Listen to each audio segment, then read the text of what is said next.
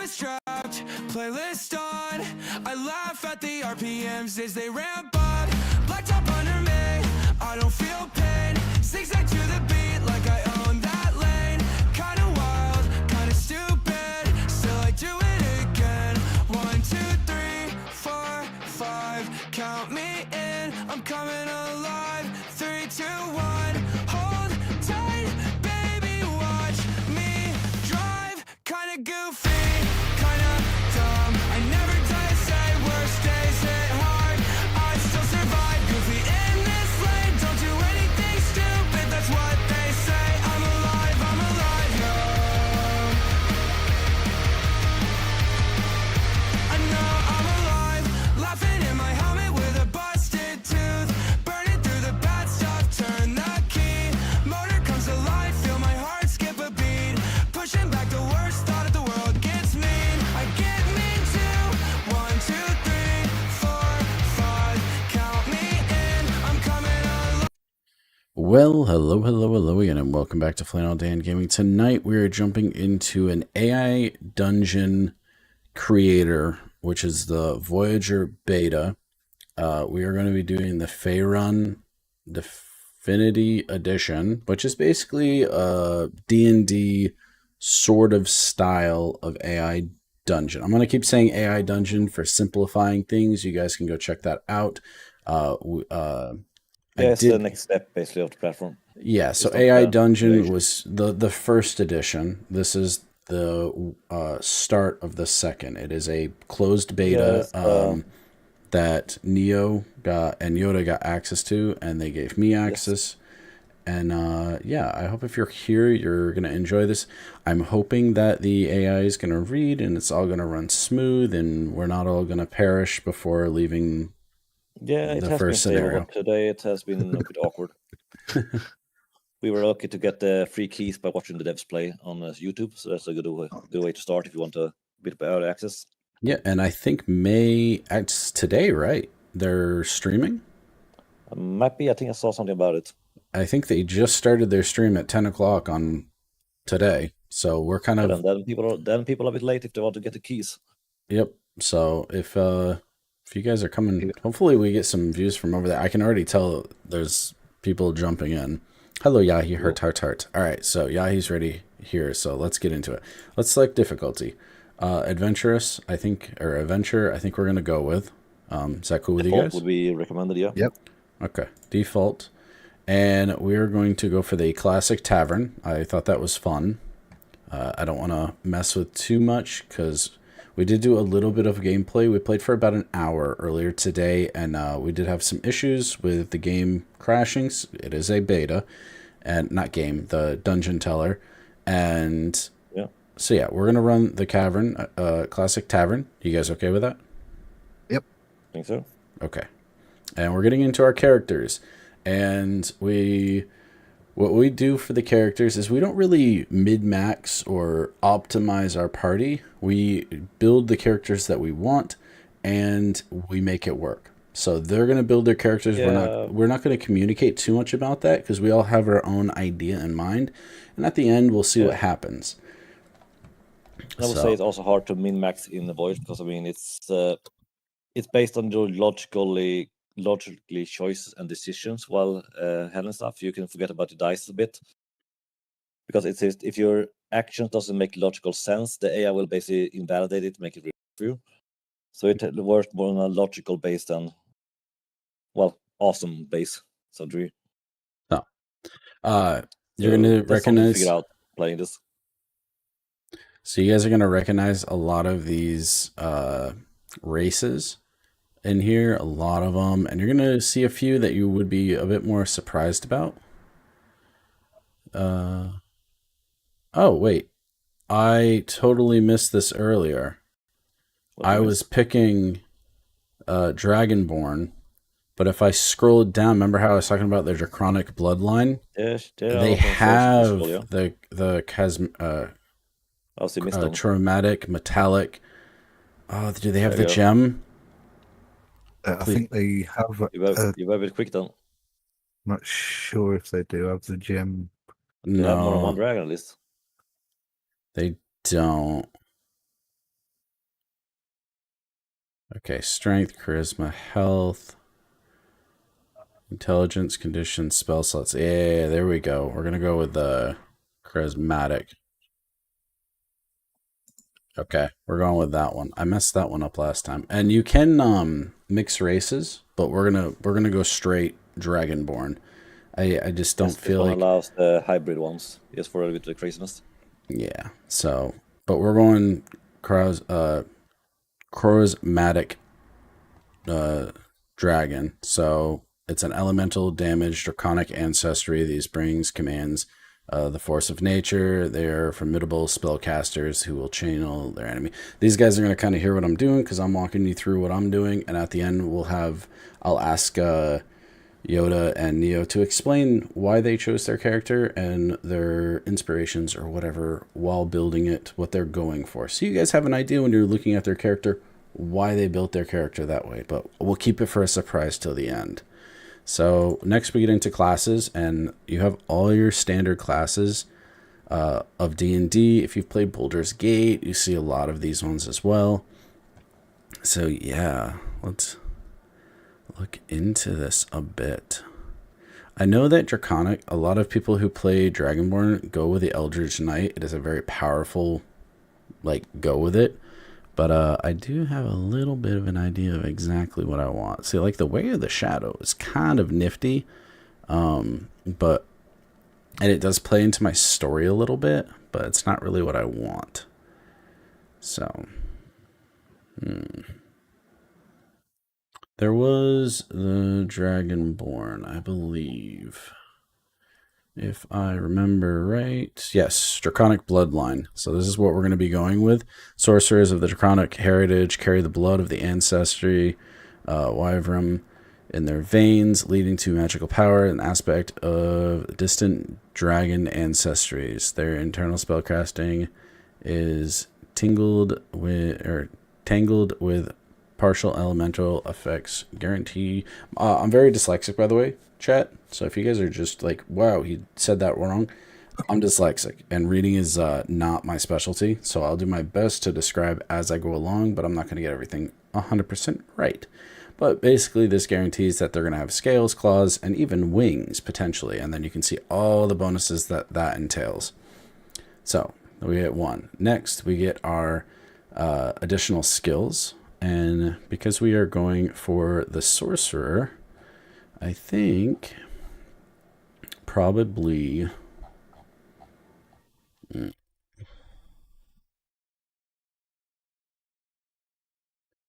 concentration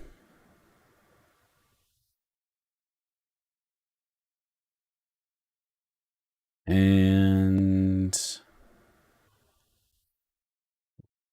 arcana. I kind of like going history because it's really interesting. Are one of you guys choosing history? I did before, but I can skip it. No, I was going to say somebody should pick history. I was going to go with arcana. Yeah, then I can do that on that. I will have a bit of arcana still, though, but I can go with history. Okay. I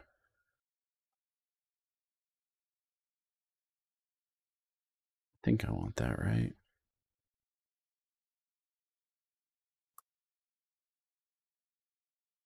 Yeah.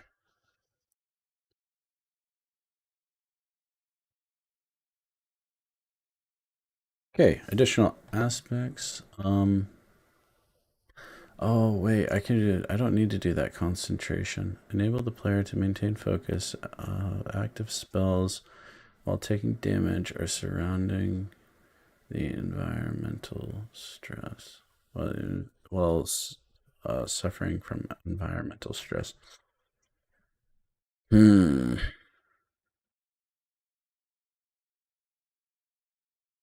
don't want to jack up my concentration too much. I'd like to keep it at 17. So when I level up, hopefully I can choose that.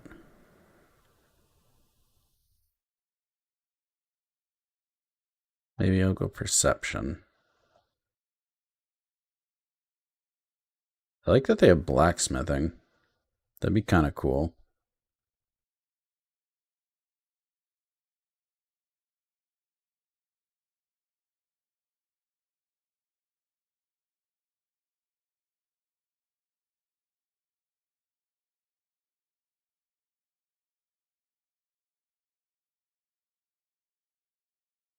Interesting. This guy got a weird background story this time.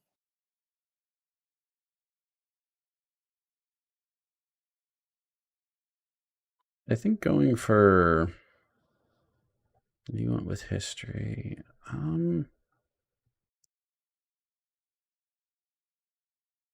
Investigation. Fully examine details, reasoning, helping for player to uncover. It includes secret doors and reducing enemy weaknesses. All right, I'll go investigation. All right, next we're gonna go for concentration and charisma because sorcerer. And for our special conditions, we are gonna go for... Yeah, I got a good picture straight away. I would like to go with Mithra, but I don't want Frail. So I think I'll go True Sight. Get a Wisdom, Perception, and Investigation.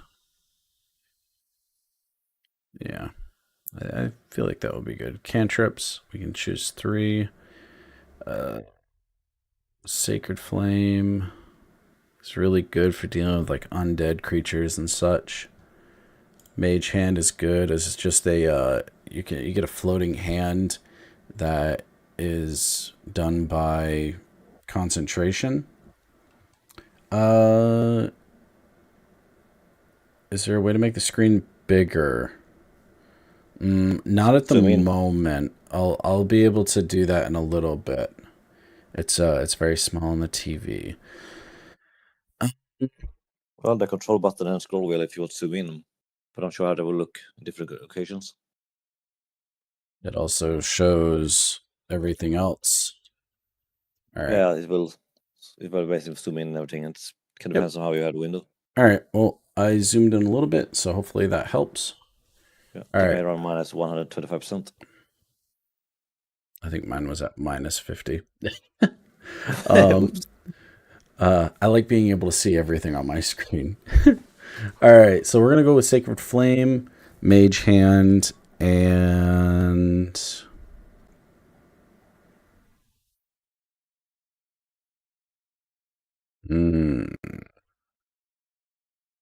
Yeah, I would say be a bit careful with your undead stingies there.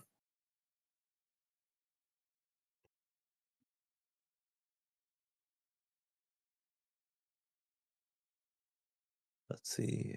Maybe Firebolt, I guess. And for our first spell, I'm going to go with Magic Missile. It's a really good spell that generally, I don't think it misses.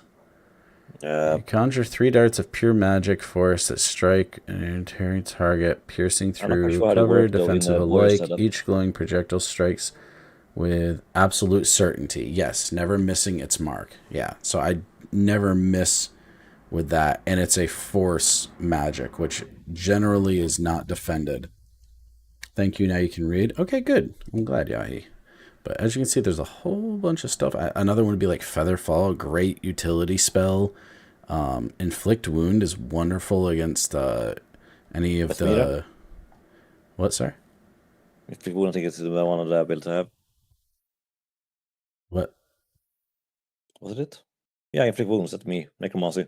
You went with Oh, see, we're getting hints. Yes, as I said, I was going with undead. Mm-hmm. All right, starting gear, we're going to go with, I guess, Spellcaster. Yeah. And backstory. So this is kind of a cool part. You can generate your backstory. We are going to go, I do have a bit of a backstory that I've written earlier. Sorcerer, gem. So I don't need to put sorcerer because we actually are a sorcerer already. So I am a gem ascended sapphire dragonborn of thunder. I was abandoned to monks. All I had with me was an amulet that was given that gives me a cantrip of lightning. So it's not really, I feel like that's maybe too OP. I was given an amulet,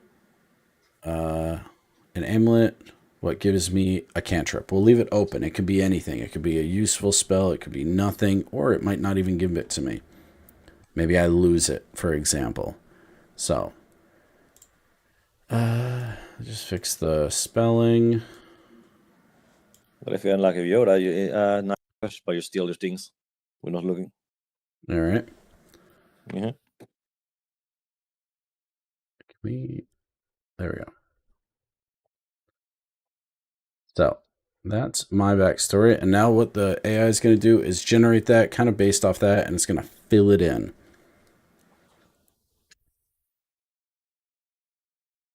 So let's see what happens. All right. So let's see. First time, Flannel was left as a hatchling at the doorsteps of a secluded monastery in the Small Teeth Mountains south of Amna. His only inheritance was a cold iron amulet, which hums with a faint divine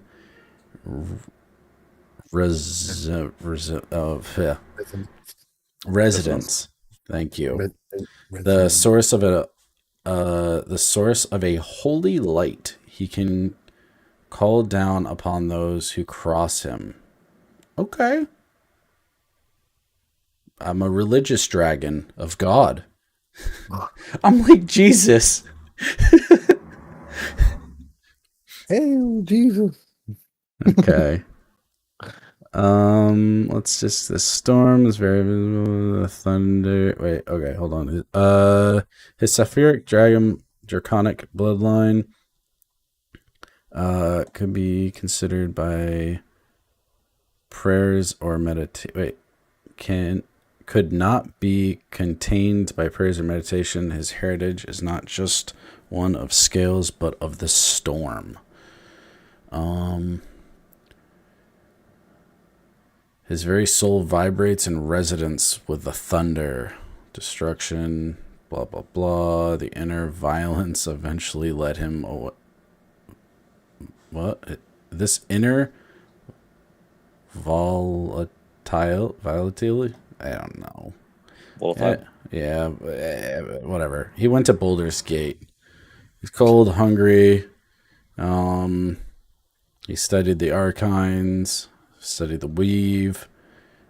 He seeks the origin of the small amulet and identify of the sapphire scales wyvern, whom his blood grants him this terrifying command over force and flame. Okay, that's not right though, because he's draconic. It should be lightning. Cloud edit text.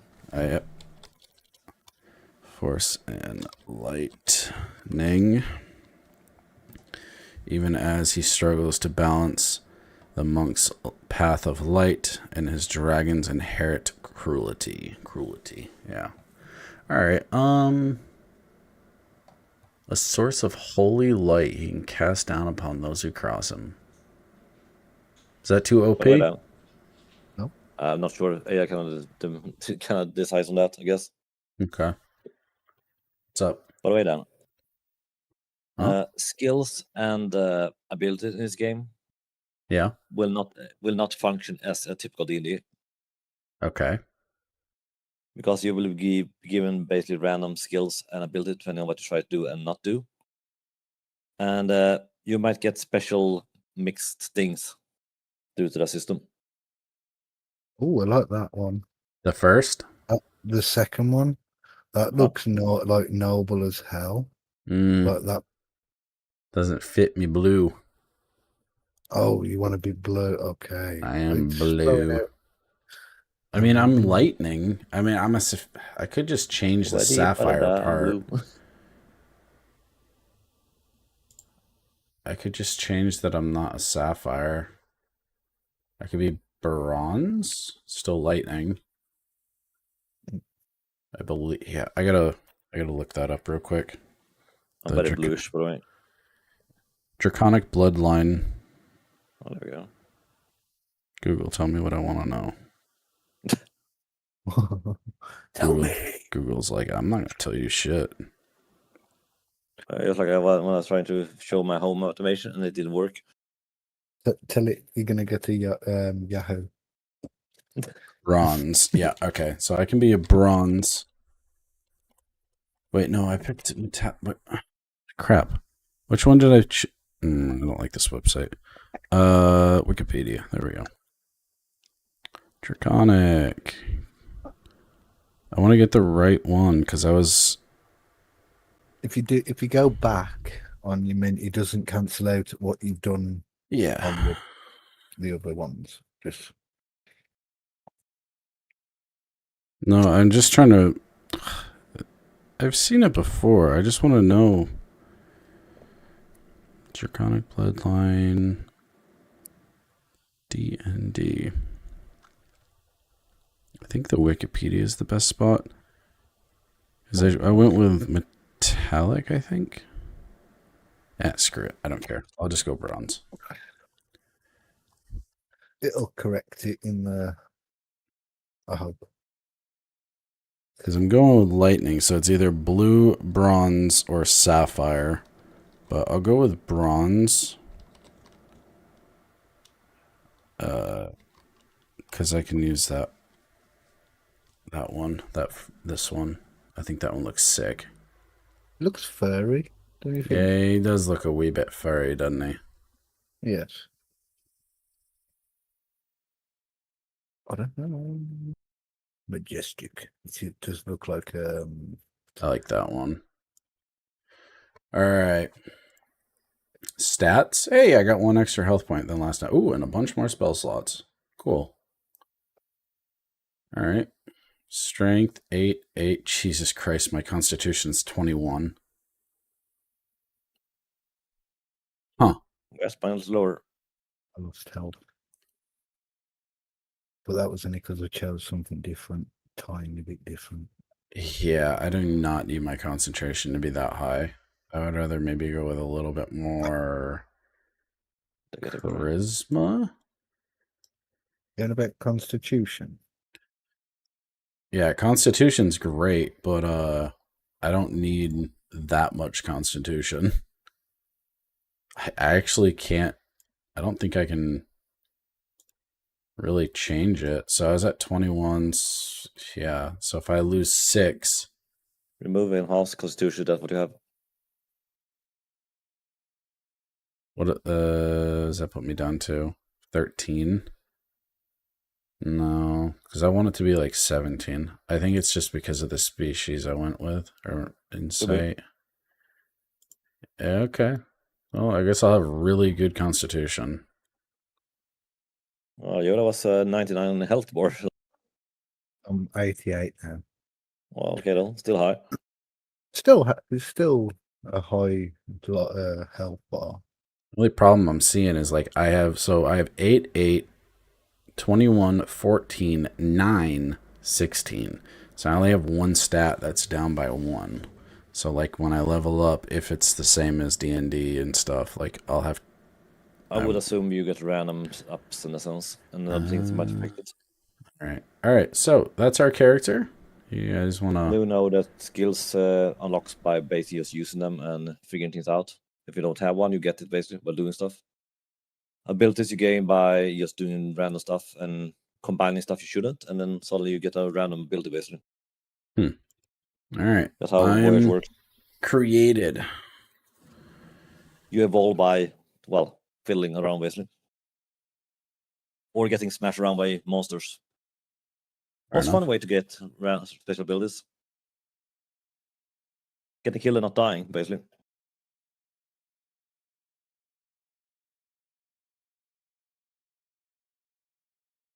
Wait for host. What? That's you. Yeah. Hit start. You guys are ready. I'm sorry. Oh, it was me. I was waiting for you to go over. Okay, so you all in the lineup. Yoda, why don't you tell me what you are? Same as earlier, a orc, cross demon hybrid type thing.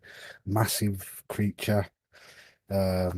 Carries a 2-handed great axe, I believe it gets with the armor set. And he hunts magic users because he was in servitude of certain magic users that the backstory has come up with. So expect the unexpected with this Cyrus dude. Okay. Neo? I'm an elf necromancer. Dealing with the dark arts. Wielding a sorcery or gear.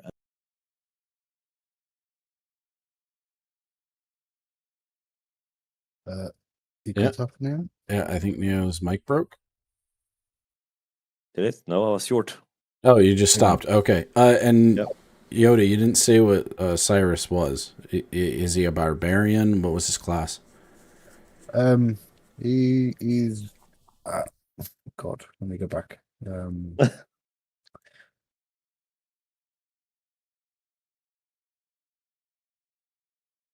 Back. You can Does it just work pull up even your this time? character sheet on the first page or the last page. The view one, yeah. His class is a champion. Okay. Yeah, but what are you? Instead of yes, class, it's class. What am I? Yeah, I think that was a question. A champion. That's your class. The race. But my race is an Look at orc or the half yeah, there you go. Orc tieflin or orc demon? Orc demon hybrid Yep. thing, halfling, whatever. Yeah. Hybrid, yeah. It was the name of the well maker.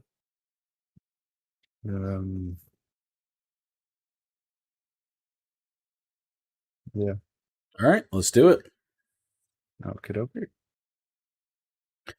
Start game. You guys are gonna have to walk me through what I got to do with the AI here as well. Let me get it up. Well, I can assist with the nader in worst case, but you need to check the settings first. Yeah, we won't do nothing until. Inside the Elfsong Tavern of Baldur's Gate, the air is thick with the scent of roasted mutton and the rhythmic clink of ceramic tankards. Rain lashes against the leaded glass windows, but the common room is a warm sanctuary of amber light and boisterous laughter. Near the hearth, Flannel sits with a stillness that belies his size, his sapphire scales catching the flickering orange glow as he studies the cold iron amulet resting on the table. The resonance, it is sharper tonight, like the hum of a coming storm. Across I like from him, my Neo voice. turns a page in a weathered Yeah, sometimes ledger, it's his good. pale elven features illuminated by a guttering candle. He sips a glass of dark wine, his gaze briefly flicking toward a group of elderly sailors in the corner. Mortality is such a noisy affair, isn't it? Though I suppose that is why we are here, waiting for a ghost to sing and a contact to show. Standing at the edge of the table, think it's okay. Cyrus looms like a shadow cast in iron and ashen skin, his yellow eyes scanning the room with predatory intent. He grips the hilt of his great sword, his presence causing the nearby magical lamps to flicker and dim. The air in this city is stagnant. Too much talk, too much hidden ink. It smells of rot and weak spells. A stout shield dwarf barmaid weaves through the crowd, expertly balancing a tray of frothing ales while shouting over the din of a nearby card game. Out of the way, you lot.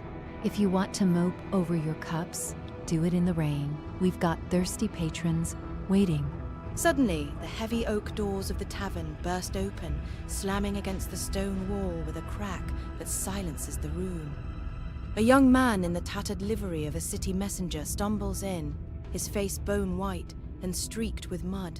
He staggers toward the center of the room, clutching a sealed scroll with a broken wax seal, the sigil of the Watch, the city's police force, before collapsing onto the floor just paces from the party's table.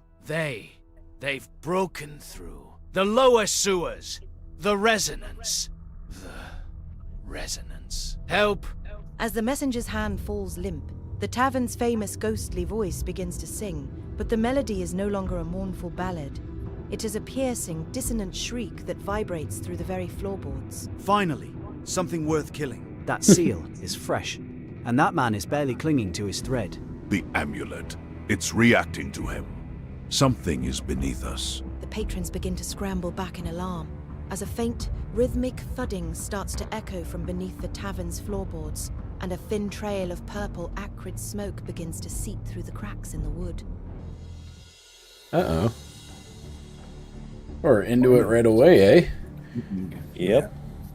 Alright, we're going to pull up our character sheet and pull up the world. It's going to minimize this stuff. We are in Boulder's Gate, which is kind of nice because I actually know this area of the map pretty good. Alright, settings. What am I doing? Let's see now. You should be going to settings and check under the game one, I believe. Game. Okay. If you scroll down, you should have the turn timer. Should be good if you turn off the 2-minute timer. Off. I think you have a mature setting in there somewhere. A what? Maturity setting. Safety. Safety rating. No, it's on moderate. Yeah, okay, yeah. So that's We'll run moderate for a little bit. If it gets a little bit too spicy for you guys. Well, if you turn it on higher, it will be more than spicy and also very, well, graphic. Oh goodness. So say it guttural. Okay, so that's good. Anything else? Depends on the usage points. Yes, usage. Where? Go down to usage. Usage setting.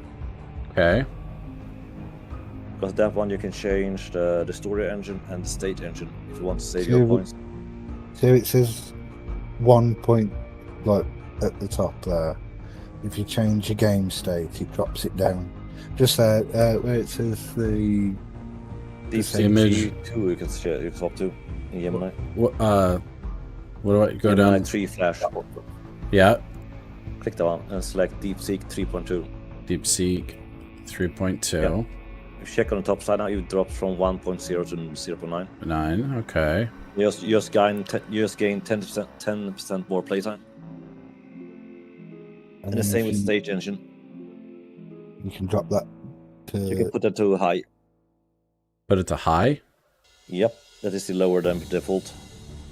Okay. So now it's dropped by 20%. Yep.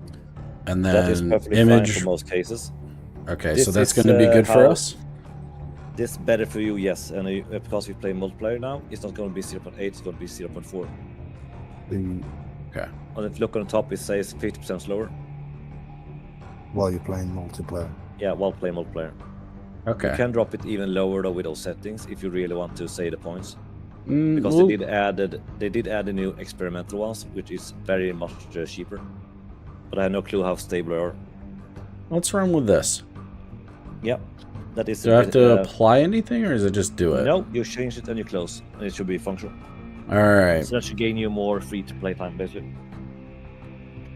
Let's check our inventory.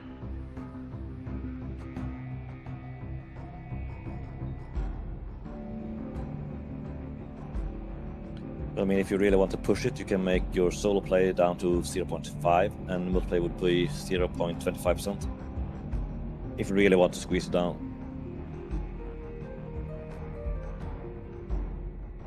Because as a user, you don't really have that easy chance to gain more playtime without buying a subscription and selling. Okay.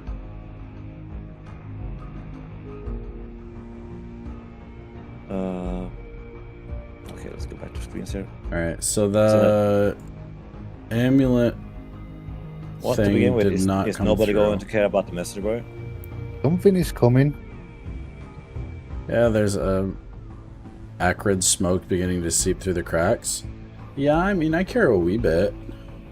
Well, and then let me use my ability to keep him alive. Oh, hold on. Character. By the way, Dan, I can also give you a tip. The reason last time I was using so many skills that you didn't quite get why. The more you use them, the more they skill up.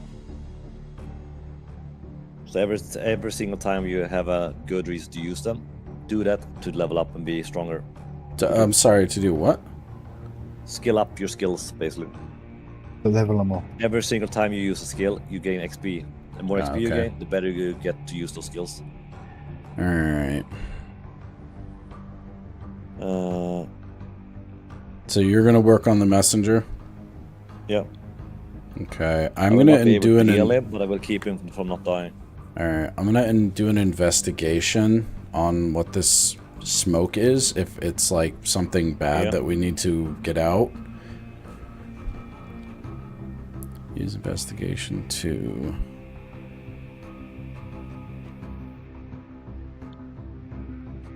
Use investigation on arcade smoke.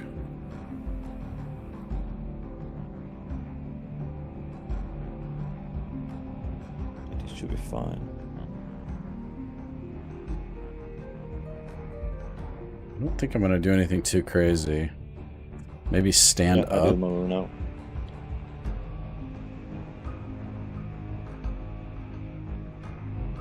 Stand up and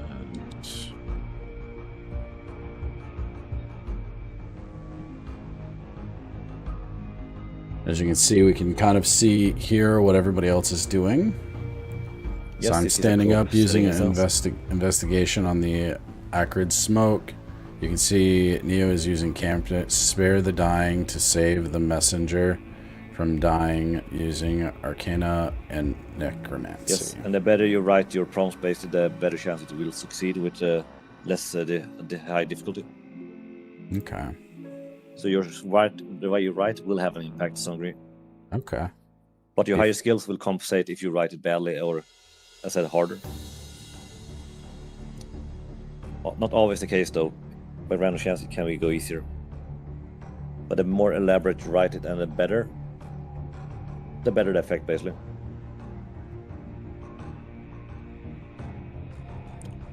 But I do recommend you to do it in a logical way, otherwise, yeah, you will get issues.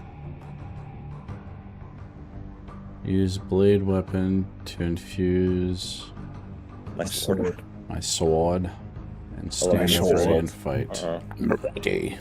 Ready for Mixed results is partly good, so okay. Neo kneels beside the collapsed messenger, his pale hands hovering over the young man's chest. The air grows cold and a faint ghostly chime echoes from his prayer beads. He channels a spark of grey, stabilizing energy from the quiet dark between heartbeats into the messenger's body. The ragged breathing steadies, and the deathly pallor recedes from Tiberius's face, though his eyes remain closed. Flannel rises, his massive frame casting a long shadow across the table. His piercing golden eyes fix on the thin trail of purple smoke seeping through the floorboards. He inhales deeply, his draconic senses passing the acrid scent, ozone, rot, and the faint metallic tang of spilled blood. The cold iron amulet against his scales hums with a sharp, sympathetic resonance. Finally, something worth killing. Cyrus's hand tightens on the hilt of his greatsword. He draws the blade with a slow, deliberate rasp of steel. As he holds it before him, the air around the serrated edge warps and shimmers, the ambient magic of the tavern lamps, flickering and dying as he infuses the weapon with his own abyssal will. He stands ready, a statue of scarred iron and menace. Brundhild Hammerstone drops her tray with a crash, sending ale foaming across the floorboards. She snatches the iron poker from the hearth, What the hell? its tip glowing cherry red. You lot, clear a path. Back against the walls, unless you want to meet whatever's coming up from the drains. Patrons scramble backward, overturning chairs. The ghostly song above shifts from a shriek back to a mournful, trembling keen. The rhythmic thudding from beneath the floor grows louder, more deliberate. A wide floorboard near the hearth splinters upward, and a clawed grey hand, slick with sewer filth, scrabbles for purchase. Githyenki, their stink is unmistakable. Uh-oh. And they are not alone down there. Okay. Got him. Just lanky. Look at All right. that, I just learned a skill for my healing. Space monks.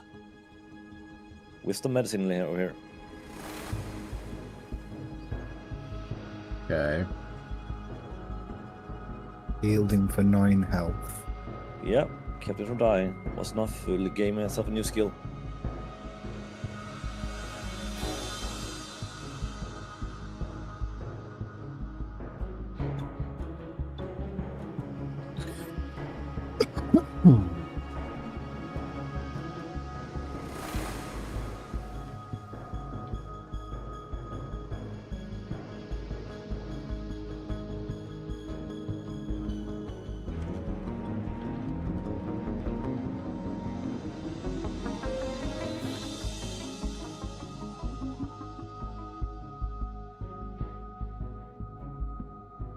guess you're gonna attack now then.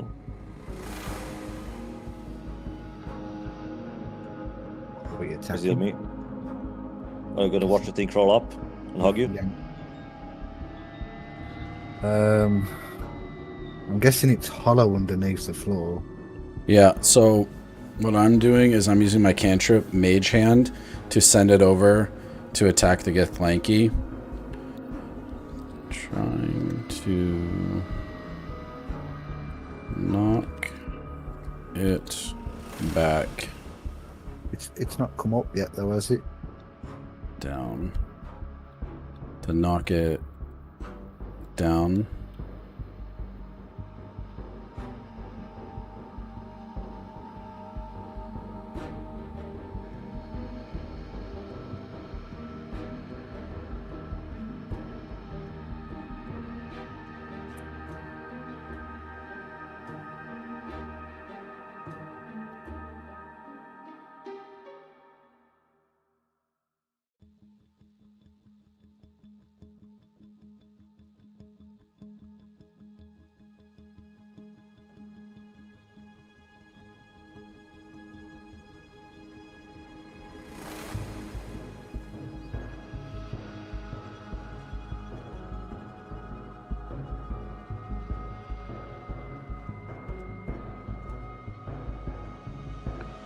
I imagine it's dark in here now because you've knocked out the lights. It's I used my Yeah, but it says that you like enchanted your blade, causing the lights to go out. Oh yeah, flickering and dying as he uses as he infuses the weapon with his own abyssal will. Yeah, so.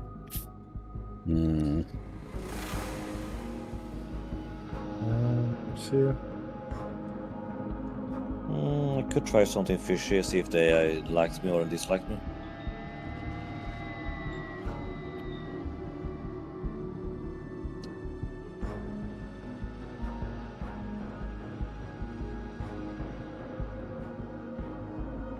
There isn't like a screen, right? It's just a story. Yep. Like we can't see where we're positioned inside. Nope. Okay. Text-based. You only read location on the world screen. It's not actually going to be detailed. It's just the waypoints and points of view and. Okay. Which I'm not actually sure what they're going to do with them. They could change. Yeah, I'm just not testing where the AI draws a limit. On what? How many actions you can take, or? No, if I can be smarter than the system. You'll see what it means if I succeed. Okay.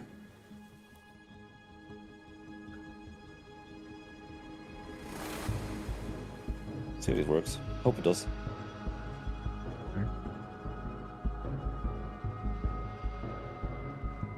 Okay, hard. My bad.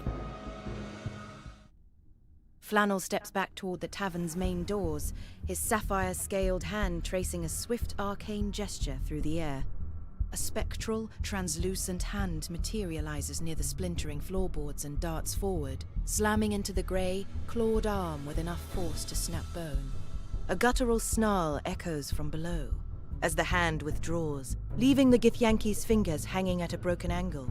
Neo remains kneeling beside Tiberius, but his pale hands rise, fingers weaving patterns in the cold air. He murmurs a phrase in a language older than stone, calling upon the quiet dark between heartbeats. Faint, grey wisps coalesce around him, shapes of sorrow and memory, not true spirits, but echoes drawn from the tavern's long history of loss.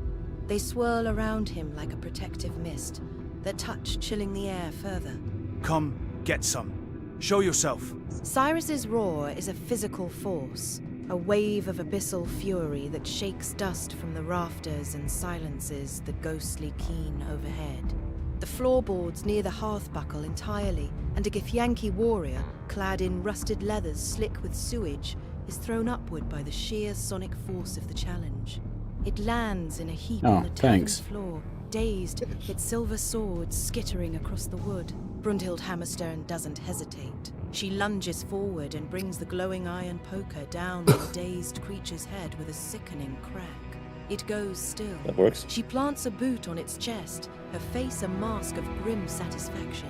One less rat in the pipes, but that thumping hasn't stopped. The rhythmic pounding from beneath the floor intensifies, coming from multiple points now. More cracks appear in the worn planks. The purple smoke thickens, carrying the stench of rot and ozone. Flannel, Neo, and Cyrus find themselves outside the Elf Song's heavy doors a moment later, the rain-cooled air of the lower city washing over them. The street is a steep, cobbled lane, shrouded in evening fog and the glow of magical street lamps that sputter and dim as Cyrus passes. The rhythmic thudding is louder out here, emanating from a grated sewer entrance 10 paces down the lane.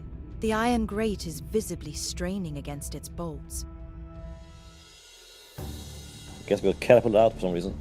Okay, we left maybe because of the smoke. I inflicted 8 damage to the Githyanki. Oh, look at that! I got more skills. Used a spell slot. Nice. New skill unlocked. Forceful hand. Yeah, special shroud here, and apparently shroud of echoes. Special ability. Okay. Yeah, I can summon a freezing protective mist now. That was what my special deal did. Because I just used my skills in a combination way, I got a special ability out of it. Huh, nifty. Yeah, right. I said if you are creative, it gives you special abilities. So I have a defensive buffer now that can shield incoming attackers and obscure my position. Nifty. Yeah.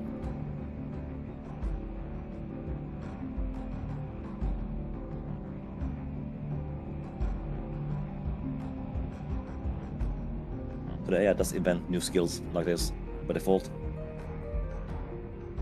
Where do you see that? I see that each turn. No, I got the mage hand thing, but it... So which part do you mean to see? I don't know. It said forceful strike or something. Okay. The one you learn, you mean? Yeah, but it doesn't show it. Yeah, it shows under abilities and then click on available abilities. Something you need to learn. You need to get ability points while leveling up first. Oh, okay. We have to level up. Yep. So if I get a special ability, I cannot use it yet, but I have to learn it.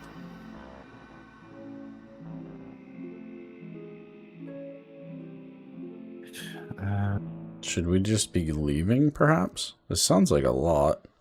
Are we gonna just... out, to be honest. Whatever's down there or coming up while we left, we sure we've gotta fight it? But I would assume so, but as we get kicked out of the inn. How did we...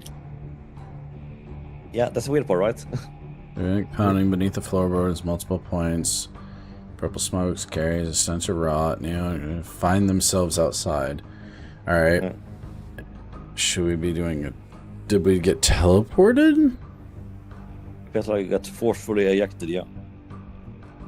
Which is weird for the stories, because that's not how it should be. Do we re-enter? Do we say we re-enter? Well, we could say to the area that we never exited, and it will basically just fix the issue. Okay. You want to do that, or do I need to do it? I can do that. Yeah. Why we left? Because surely the narrator can give us some context on why. If we didn't, yeah, I'm just putting it into place. Yeah. A second, you can watch the narrator screen while I write. Yep, I am.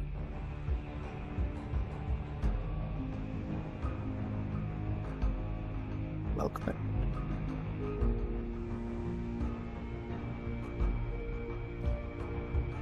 can spell it better, it's even more good. Because now I just ask it a straight question. It looks like there was a bit of a leap in the narrative. The story summary saw you leave the tavern to face the sewer gate outside, but your intent was clearly to stay inside and deal with them. Would be yes, it did. Yeah. Yep. There we go. Now it's doing it.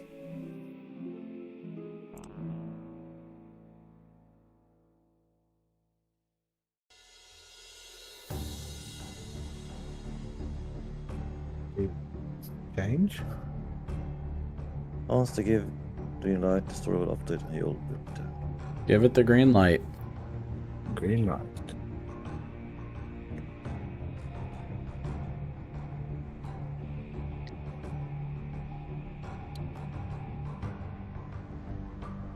There you go.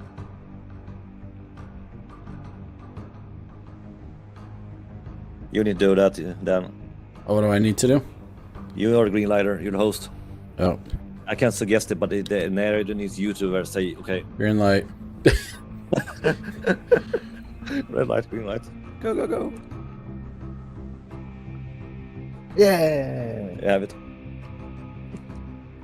What's funny, you know, the host actually had two very funny changes. Alright, the rhythmic pounding on the flooring continue multiple point. The purple smokes carrying a stench of oil and flannel brace themselves as the floorboards continue to groan and splinter. The threat isn't outside, it's right beneath their feet, and more of the Githlanki are crawling their way into Elf Song. Okay, what do we do? I think it's fun though that it literally rewrites story in front of your eyes. Well, yeah, we need to fight it, I would assume.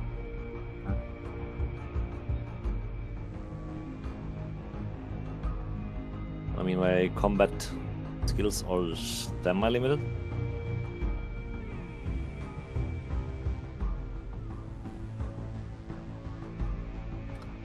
Right now I can just brace myself basically and wait for them to arrive and hit them. Oh, okay. Wait, is that a skill? Oh, I gain a skill. Didn't think it was a skill. Better.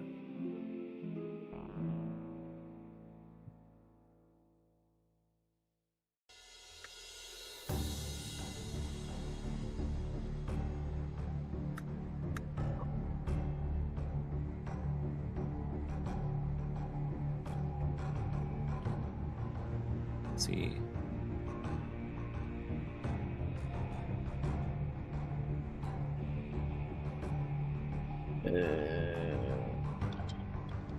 I wonder if I just write Gith, if they'll understand what I mean, but I guess I'll just write Githlanki.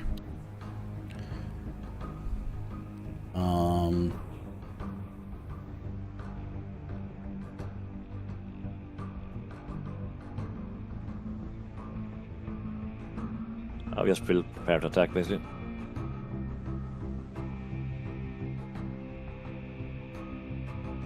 There you go. I'm prepared to fight.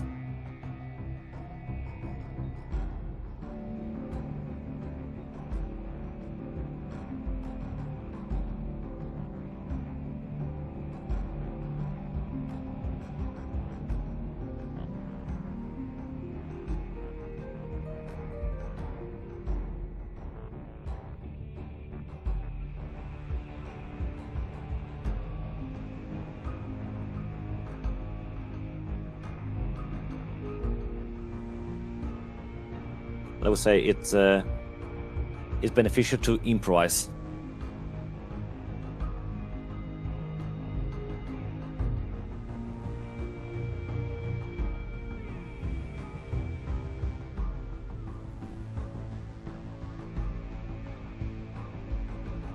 Githlanki.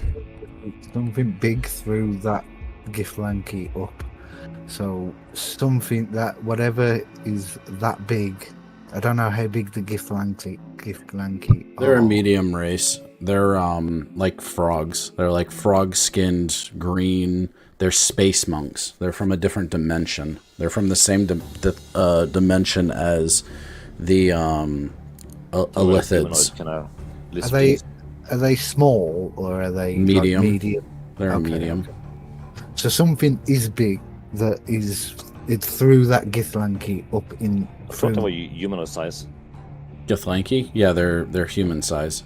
Yeah. Generally. They're like the same size as Neo. What I said, I would assume they were. I just played some of the games with Nevernice and Balgate. As I remember, they were literally slimmer, humanish, lizardish kind of things. Yeah, they're space monks. Yeah.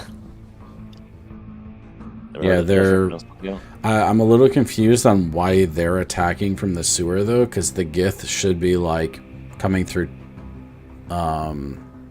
like portals, because they go through portals and stuff, and they also literally don't bother with anybody unless the Elithids are involved. So I'm a little worrisome that there's a Elithid presence underneath us. Well, we see. I mean, we had 3 persons against it. Don't think that should be the issue. If it's an Elithid major, we're dead. Well, we'll see, because I mean, Yoda and I have been with lesser things than these, to be honest.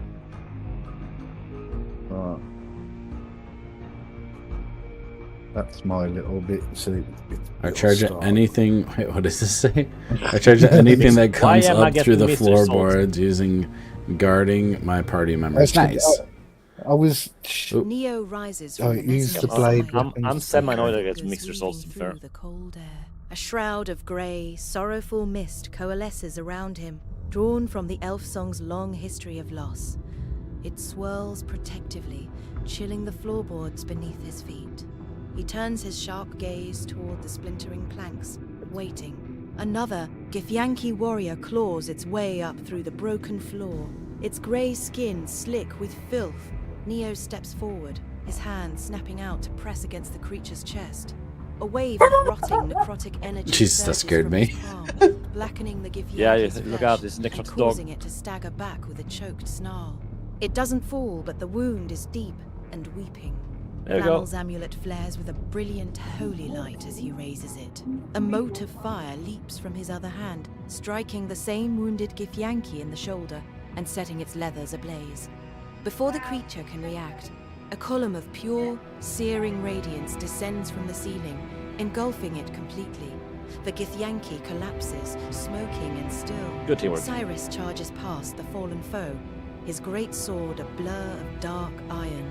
He plants himself between his companions and the largest of the new breaches in the floor, his presence causing the remaining magical lamps to gutter and die. Another Githyanki emerges, and Cyrus's blade meets it in a downward arc that cleaves through its raised silver sword and deep into its collarbone with a sickening crunch. The creature drops, lifeless. Nice. That's 2. But the damned thumping's getting louder.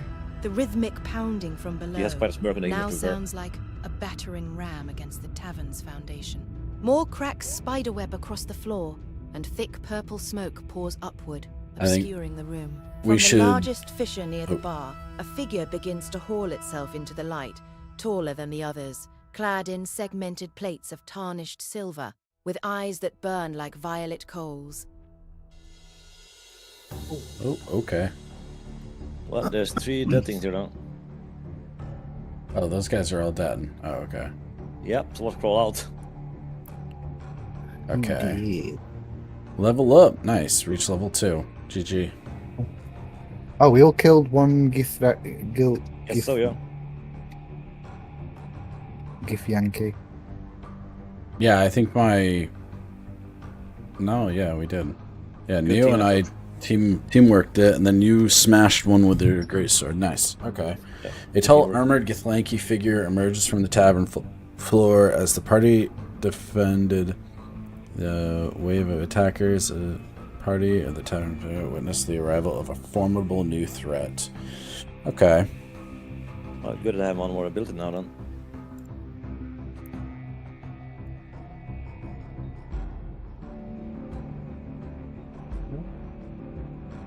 Oh yeah, I did gain XP. Yeah, check your abilities if you can get something that might help. I haven't leveled up just yet. I didn't. Me either. Do much. Oh, yeah.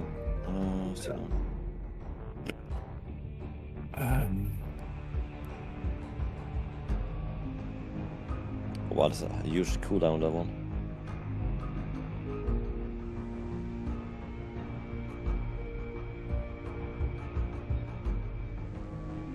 Alright. Are we all gonna do some sort of attack on this new... Well, I can get Ray of Sickness, which I think might be handy.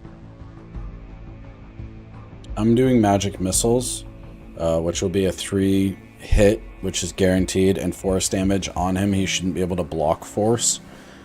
Oh, I have something better. I will use something good.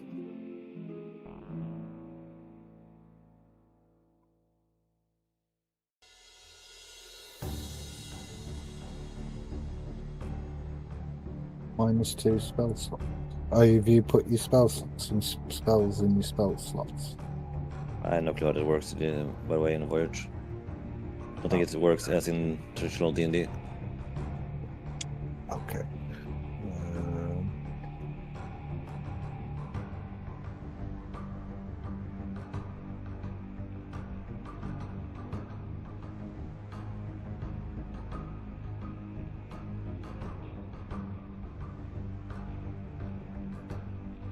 See.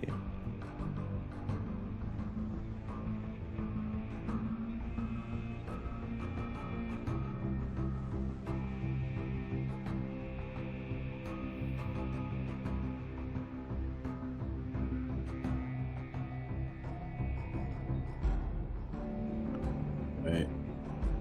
Abilities.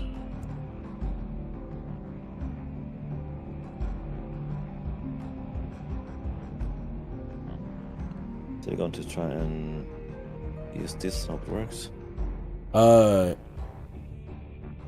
Cyrus, can you move to the side of the... Maybe take more of a defensive position while Neo and I smash him this first round? And, like, put yourself Even up movable when I don't. What? Even up be as retaliatable when I don't. Okay. I can... hang on. I'm trying to set a trap right now, and I just don't want you to get caught in it, is my worry. Basically, I'm going to use my Draconic Breath, which is a comb attack. I don't want you to be in front of him. I can... Okay, let me...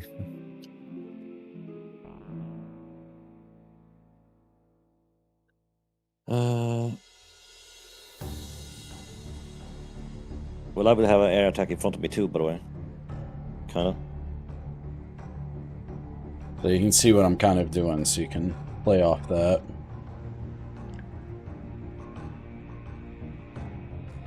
It's interesting that the Gith in this don't look like Gith at all. Yeah, the images are random. Cannot be exactly 100%. Use the first level of Arms of Halder. Oh, okay. Hadar. Arcane and Necromancy. Yeah, the skills have to enhance the spell, basically. If it makes sense, though, that's up to AI. It doesn't just auto-use it? 50-50. It's a gamble. I'm trying to force a buff, basically. I said this is one way you can improve your skills and also maybe unlock an ability.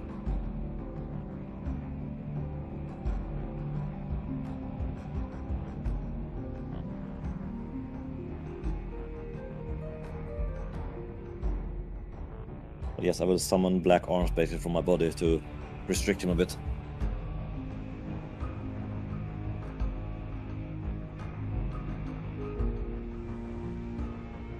I don't think a swarm of flies would be good. Alright. There we go. I mean, he does kind of look like a toad. Okay, let's see how this works. I mean, our skills are not that high, but I hope it works.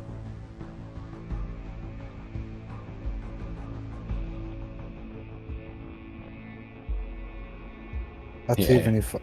The Egg Dungeon's like, alright, you guys are being a little bit too much. Nah, how are you overkilling it?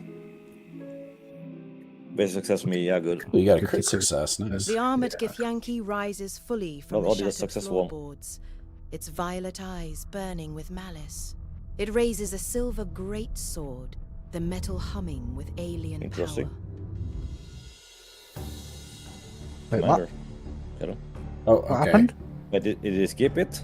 No, it didn't skip it. We just didn't do any damage to it. What if it did though? Read the numbers. I'm looking at his health bar, and it does not look like it. No, we didn't do. So I'm just going to copy what I did. Damage. No, it did not. Oh. Did he? I'm going to say that this is an error issue. The AI failed to do its job. You also level up. You level by way level. Hold on. I'm not there yet. Where's what I do? Should I have the narrator rerun it? I would say have the narrator correct this mistake, basically. Rerun the last. Well, it doesn't need to rerun it, but it needs to apply the actual damage we did to it. Oh. Because it skipped the part. Apply the damage we did. You want me to help you type otherwise? Yeah, you can type if you want to type it. I say apply damage we did. Yeah, because I mean we need to rectify the story to actually show the damage. It is not showing.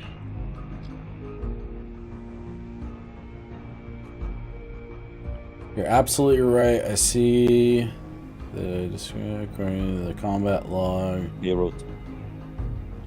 Yeah, so the damage auto would be instant killing it. It failed to do that.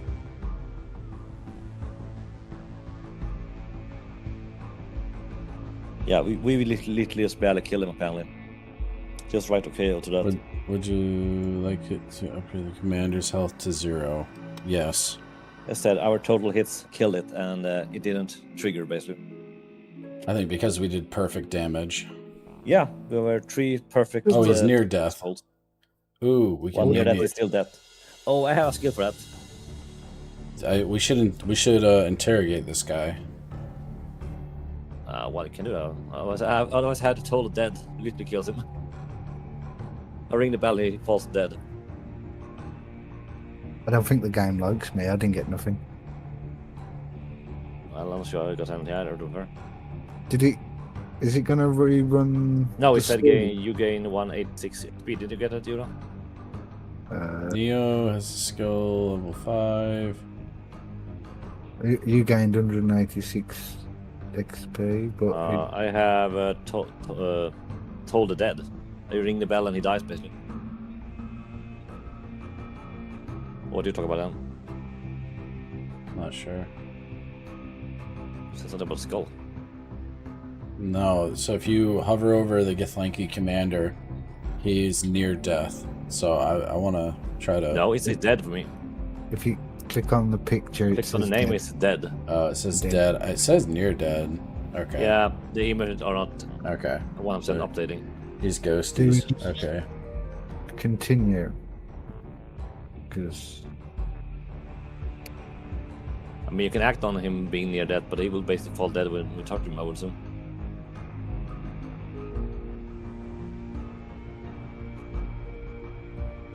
Sorry, I'm going through a bunch. I unlocked a new ability. Yeah, no problem. There's a lot of things.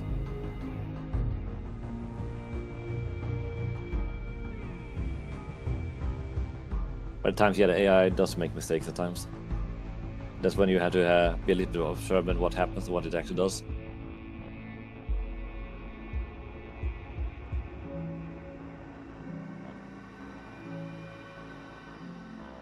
I do like the story progression though, even if it sometimes tends to skip a step at random.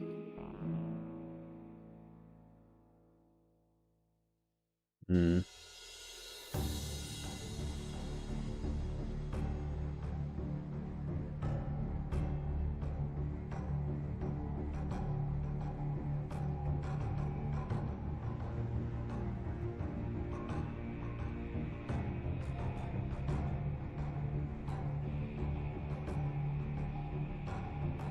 Sorry, I have a lot to read through. There's a lot to read, yes and no. Alright. Normally though, when you start on a game that is not quite pre-prepared like this one is, you don't have that many options until you learn abilities, basically. Usually you're a blank paper to start with.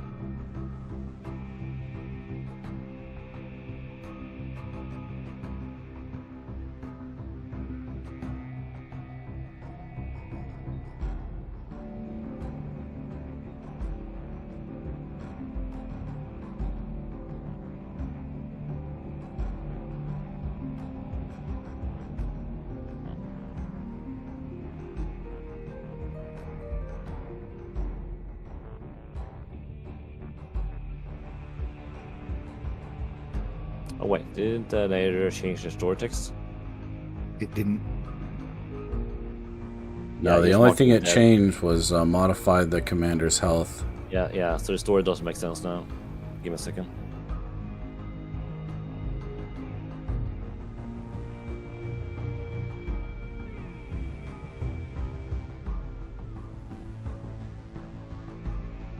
Change the story to coincide with what's actually happened. Yeah, I hate when it doesn't match up, to be honest.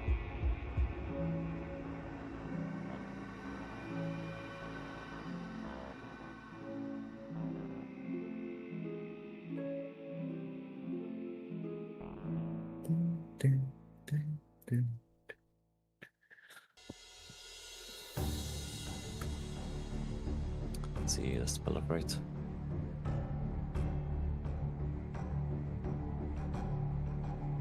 Did 38 damage though. Yeah, that's good. You wrap your mount weapons. Gonna cook.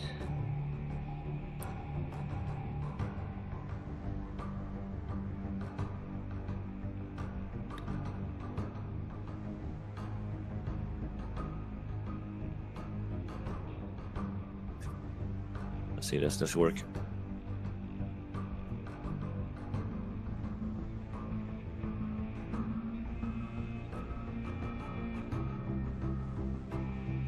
You need to prove that down. It just. How do I just yes, or Yeah, just to prove, yeah.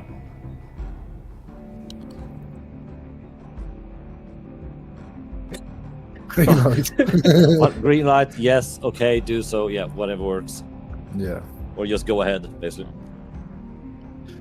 Anything If you that refresh the page, your page, Dan, it should read the actual story. Yeah, go. Yeah, now it rereads the story, and so read the last section basically. Yeah. Because it do rewrites the text, the story text, so it makes sense. If you refresh it, everything fully res. No, you don't need to refresh. You just need to read. Me just read. Yep. Oh. Yeah.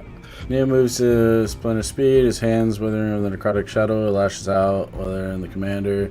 Exposing flesh, Flannel unleashes a concentrated burst of arcane fire and radiant light sourcing through the silver plate. Curtis ends the assault with a thunderous overhead strike with his greatsword cleaving through the commander's guard, slamming into his chest. Githlanki commander lets out a choke, a wet gasp. This is his violet eyes dim. The clubs falls back onto his splintered floorboards. His silver blade unleashes the wood. The immediate threat to the leader is ended, and the rhythmic thumping of the darkness below only grows louder. Great. So we have more things coming in though. Okay. But I guess you're referring to that the narrator will reread. You mean the edit? Yeah. Just so it. No. Yeah, I misunderstood that you wanted to refresh the whole thing just to show it properly, basically. Just so it can read it for us. But yeah, understand it now. It's,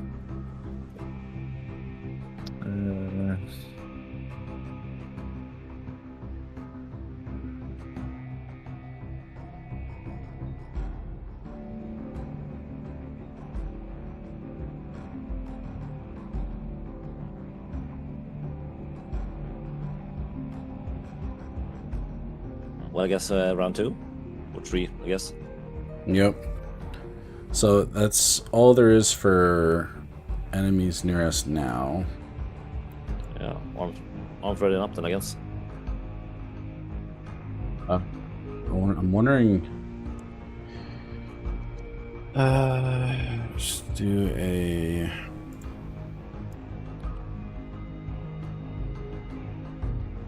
Oh, it's a skill now. The forceful hand. What does that do? Yeah, I have a skill with the spiritual shroud when I summon the ghosties circle around me. Oh, it didn't give a description to it either. The AI is lazy now.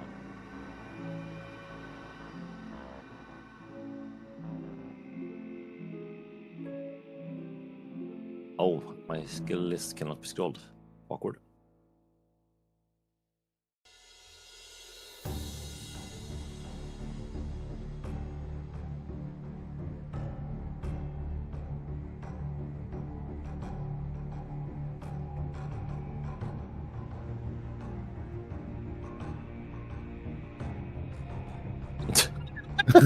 As a trophy. I would have thought you would have probably picked up his sword as a trophy. Yoda is Killer Croc now. He has played Marvel DC combined for too long. Well, Killer Croc was dragging my body away to take me to the sewer. Taking me as a dead souvenir, though. Was Menace. But he didn't escape, though. He was a... Oh, he was the... Yeah, I was a synthetic new god creature. Was Madhouse. And Sword and Shield Agent were trying to capture me basically for whatever studies they want to do with me. I think Oh, you can't scroll the traits or abilities? Yeah, no, you have to open the plus sign next to what do you do if you want to read them. I think it's dumb. Okay. Yeah, it's something weird with the skull things. Okay, I've got a description on mine. Which one? Skills? On my skills. Yeah, the one I got added, the spiritual shroud, was empty. Oh, I haven't had any added recently, so whatever I've got is what I've had from. Usually I yell at the AI, that the narrator, that you cannot add a skill if you don't add proper description to them all. Yeah. Please redo it, basically. Yeah. I yell at it a few times when it's too lazy. Hey, at least the messenger is still alive, I suppose. Well, yeah, I saved him. Not sure what he's doing though, but he's safe. And Brundhild Hammerfist can hold her own. Well, yeah, she whacked one in the head. Tough little lady. She took the first one down. Crack. Get out. Yeah, one rat out of the pipe of what she said. Funny. Let's see. I don't know what I should do. There's still knocking things happening, so I guess I will be preparing spells again.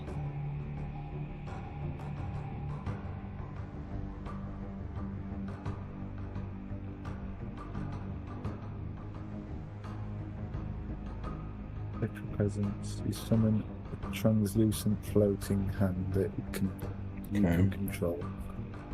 Forceful impact, unlike a standard mage hand, which can only lift light objects. A forceful hand can be used to shove, trip. I've never played this kind of game, dude. Have you? Because I mean, you're checking information for a basic spell that most people need to know about. No, I looked it up. I wanted to read the description on what forceful hand, the difference between mage hand and forceful hand. Yeah. I thought I could read. If I was going to read that, I might as well read it out loud, innit? So. Yeah, I appreciate it. Yeah, that's crazy how much you know about the game. Cool. Combat use. Did I read that bit? Nope. He used it to target a Githlanki arm as it emerged from the floor. Because the spell manifests arcane force, it was strong enough to snap bone upon impact. Utility. You can it can be used to move objects from a distance, open doors, or manipulate mechanisms that might be dangerous to touch directly. That's why I chose Mage Hands. It's not necessarily the most OP skill, but it's versatile. Keeps me out of reach of things while I can still touch them. In the story so far, your sapphire scale hand has been the source of this arcane gesture, allowing you to influence the battlefield without getting into immediate melee range.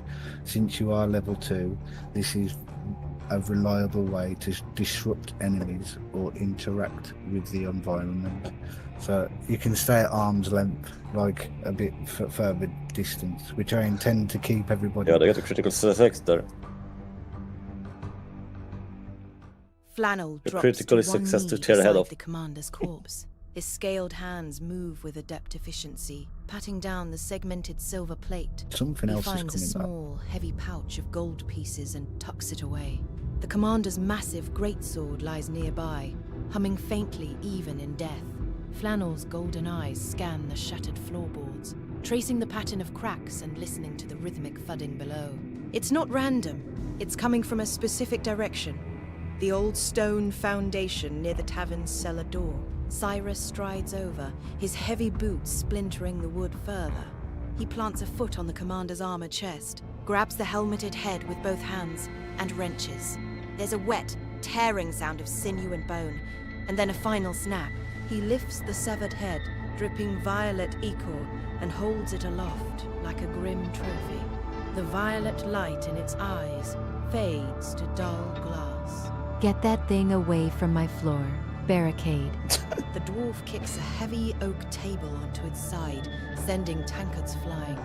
She shoves it toward the widening hole, creating a rough barrier. She stands behind it, red-hot poker held like a spear, her eyes fixed on the purple smoke coiling up from the darkness. Oh gods! Oh gods! The messenger Oh, look, he scrambles lives. backward on his hands and knees, his face pale with terror. He huddles against the heavy bar, clutching his leather bag to his chest, his whole body shaking. Neo raises his hands, calling upon the chill void. But the spectral arms of Hadar fail to manifest. Wow.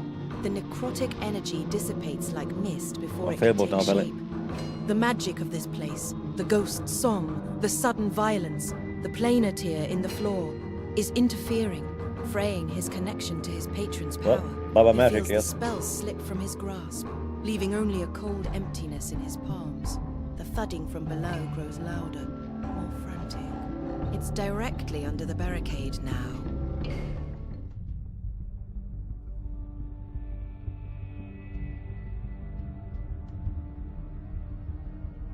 Okay then. I'm going to guess that barricade is going to fall through, so is Brunhild. Well, my magic feels a bit questionable right now. So, One sec. I don't know why it's...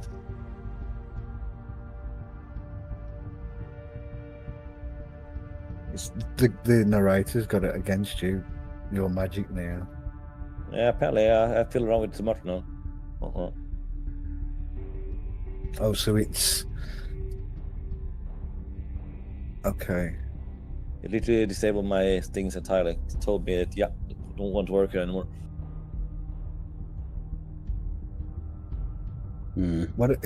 Whatever this smoke is doing, must be doing something to us. Yeah, that was to me at least. Well, I think we should leave. I think maybe exiting. I don't know. Or do you want to jump right in? Sound like a Yoda move, to be honest. Do we have, Let me shoot a firebolt down the floor and see if the gas explodes. Why don't we move toward... Maybe that's not a good idea if we're all standing in the middle of the room. Just shoot a fireball below us. Do we at least get the civilians out of there? I know she wants to stand and fight, but if the floor goes through, I mean, I do have a lantern. I can throw the lantern in and see what happens. Could do.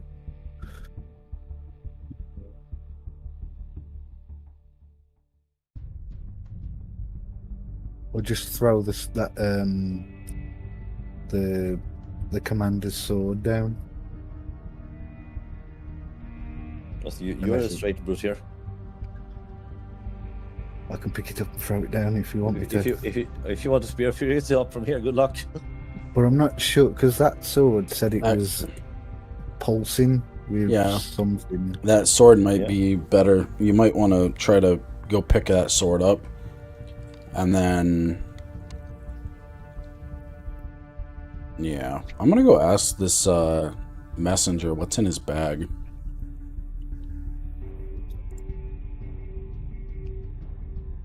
I'm starting to guard the hole, I guess.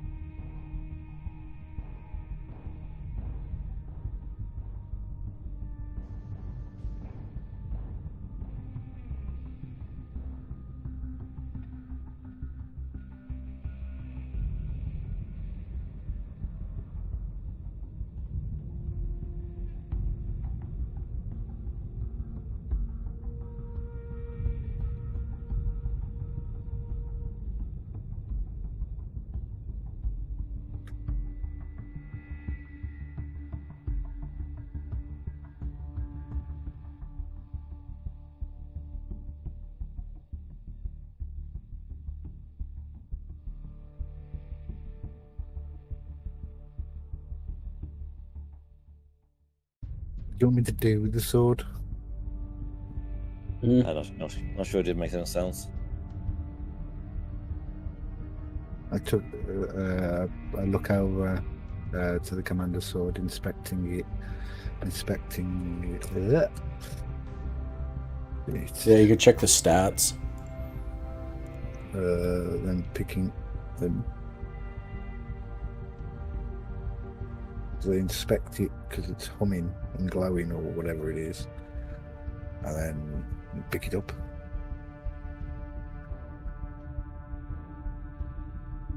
Or,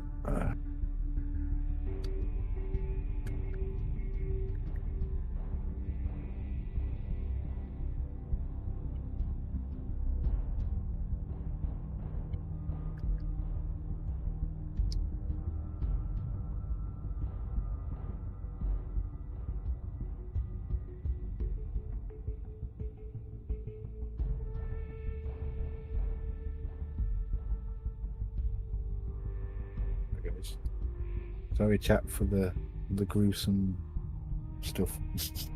Hey, you got the worst could be more sure. So I got a great success. Flannel rises from the commander's corpse, his amulet's light dimming to a soft hum. He moves toward the cowering messenger, his golden eyes fixed on the leather bag, clutched to Tiberius's chest. He snatches a bottle of wine from a nearby table as he passes, his movements smooth and deliberate.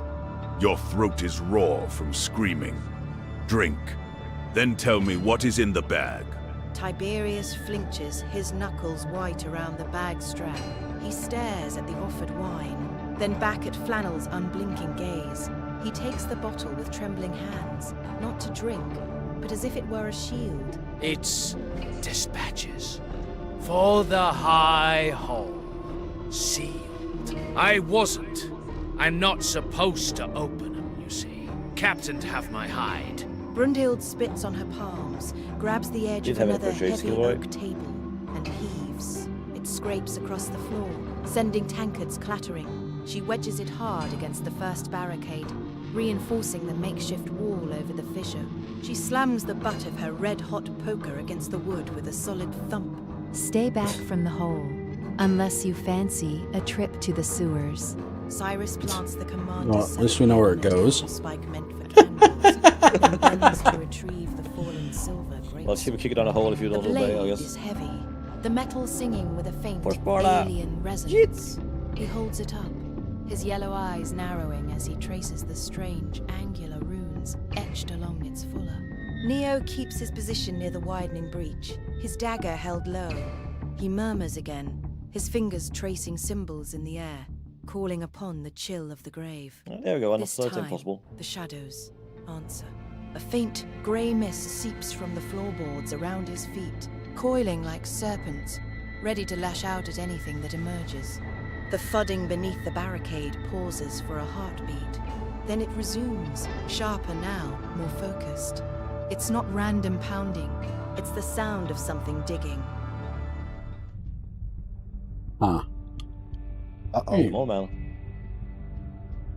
You got the greatsword. Nice. Was it useful? Hope so. I don't know if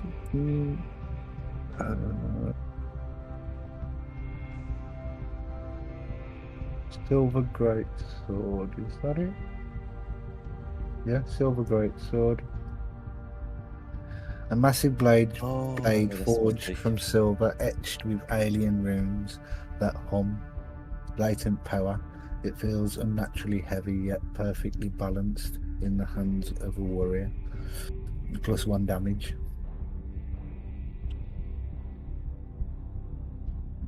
I've equipped it. I think I should use my spells a little bit different before. Oopsie.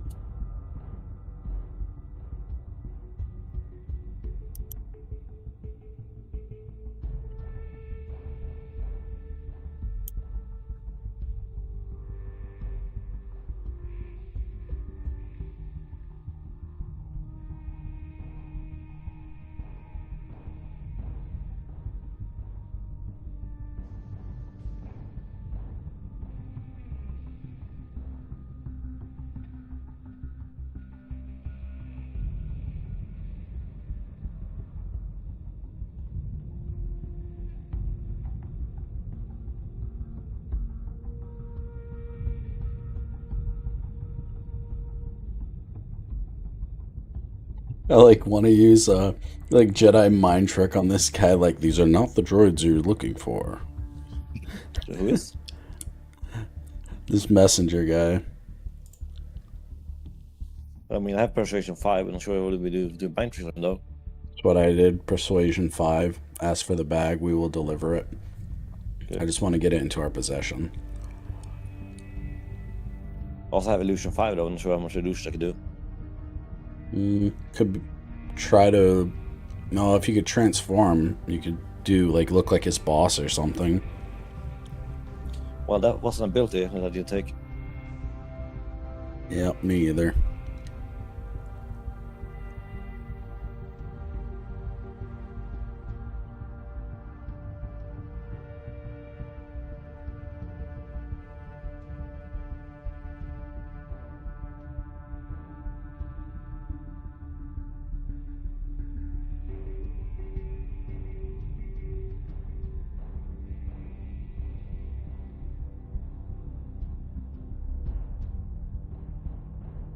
I don't think I have anything to... Before you guys, one of you ends your turn, do a perception check on the room and see if there's any fires or anything. I just want to know if the building's like slowly burning around us and we're just not noticing it. I don't have anything perception-wise, I can just check normally. Yeah, just a normal check. You can, I think you can gain investigation if you use Yeah. some that Yeah, sort to of. exam and stuff, you know. Yeah. So But I said it's not perception check, it's just basically just check your environment, basically. Yep. Or be observant, whatever, in the sense.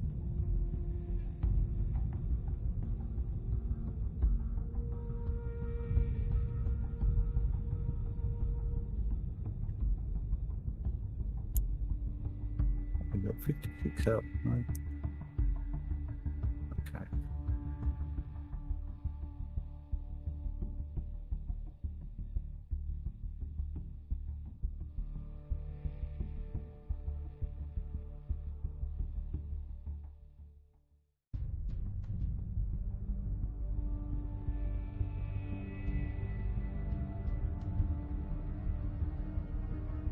I hope this works, because this will be funny.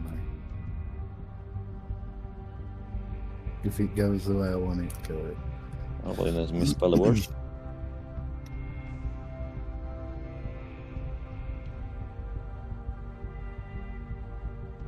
Okay.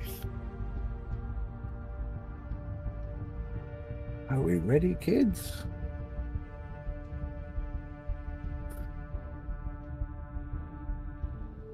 Flannel steps closer to the cowering messenger, the offered wine bottle held steady. His golden eyes fix on Tiberius's face, and his voice is a low, resonant rumble that cuts through the tavern's chaos. Oh, what? Okay. Just cut very quick. Where's me? It didn't want to do it. Is it just me, or is the dialogues very short? Yeah. The same. Rerun the turn? Not sure it will help. You could say, could you include what we've all put? Or something like that. We're getting skipped for a reason.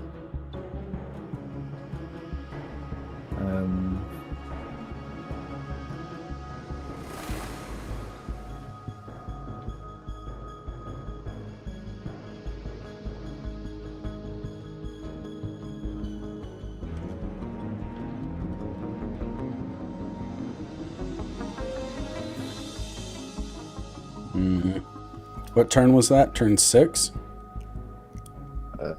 Yeah. I think this is referring way back to the else. Yeah. Rerun turn 6.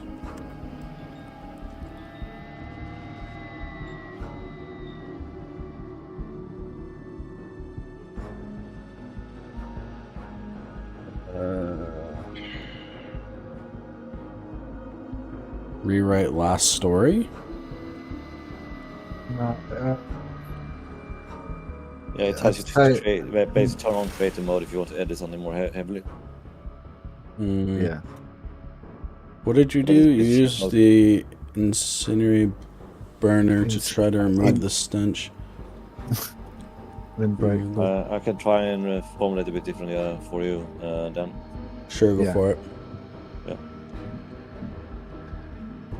Neo knows how to talk to the AI. Yeah, I'm whispering to the bullshit here, hacking it 2 times over.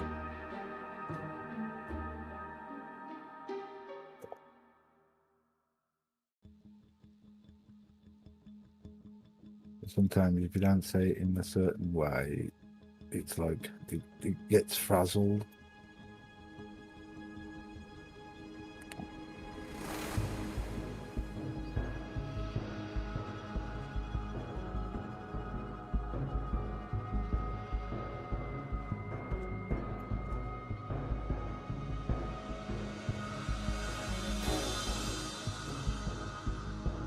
Recent action.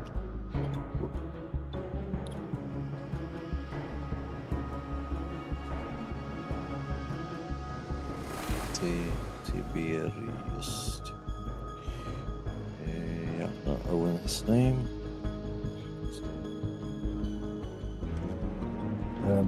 It should do it. Neo's.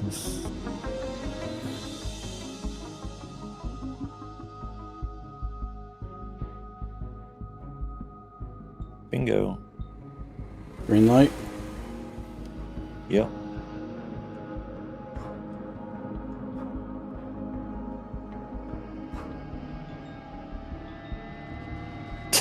No, that's got misunderstood. What? Green light did not work this time, Dan. It misunderstood you.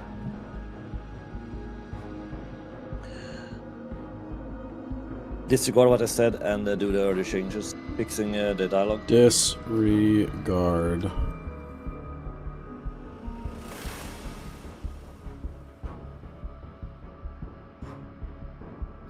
I will redo this. No, I'm gonna just copy and paste. Yeah, tell it to do what I said at the top, basically.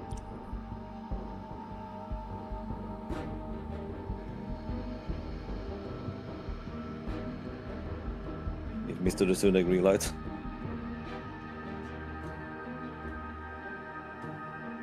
Okay, but it didn't include our bits. I just took the bottle of wine, trembling fingers. Well, if you reload the page, then it will do the narrator. That you had a suggestion earlier. It saves you reading. Yeah.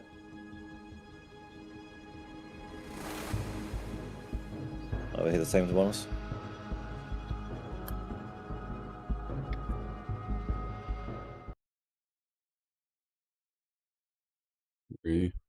Reloading? Yeah, everyone in. Now trigger dialogue, it should read the new text. How do I do it? Just Click. click. Nope. Oh, did another breakdown? Is it broken? Yeah, I think the voice broke. Okay. Well, anyways. Yeah, whatever. Hope it just continues as normal now. Yeah, now it's our turn again? Yeah, it's afterward, basically, with the new text. Can I just copy and paste what I just did? We did that. What do you mean? Terrage in the air itself, the captain said, if the counselor does not get this warning, the lower city will be overrun by morning. I wasn't supposed to stop, but they were already behind me. He clenches a leather satchel tight to his chest, heavy thud vibrating. The full words toward the sun splitting in the woods from beneath. Burn held makeshift barricade.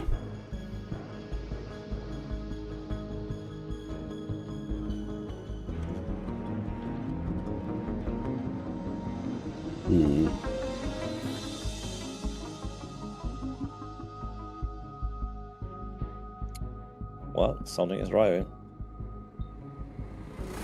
Okay.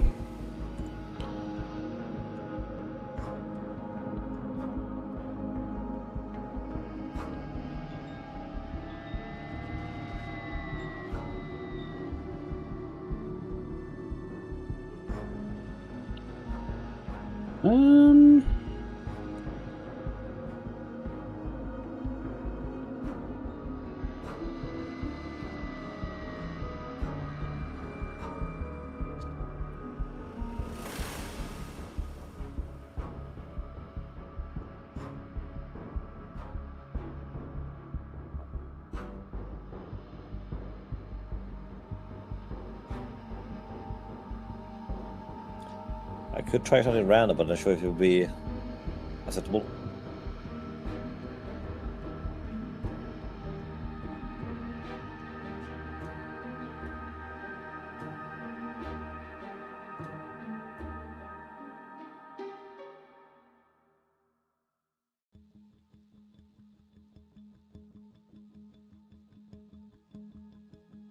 Do we have health potions on us? It's in our bag. So.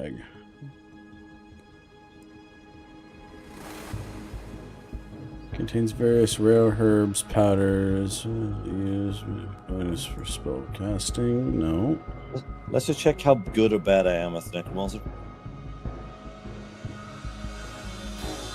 Most likely I will do bad, but hope not. But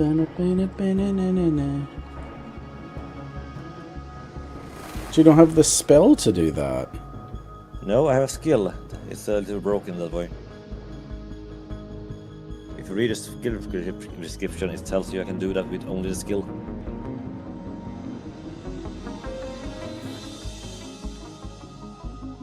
This is the issue with Voyage, it's not a true D&D.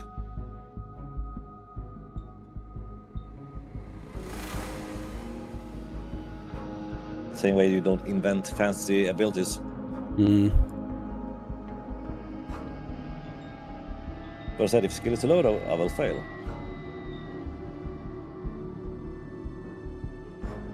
It's like a bad dice roll in a sense.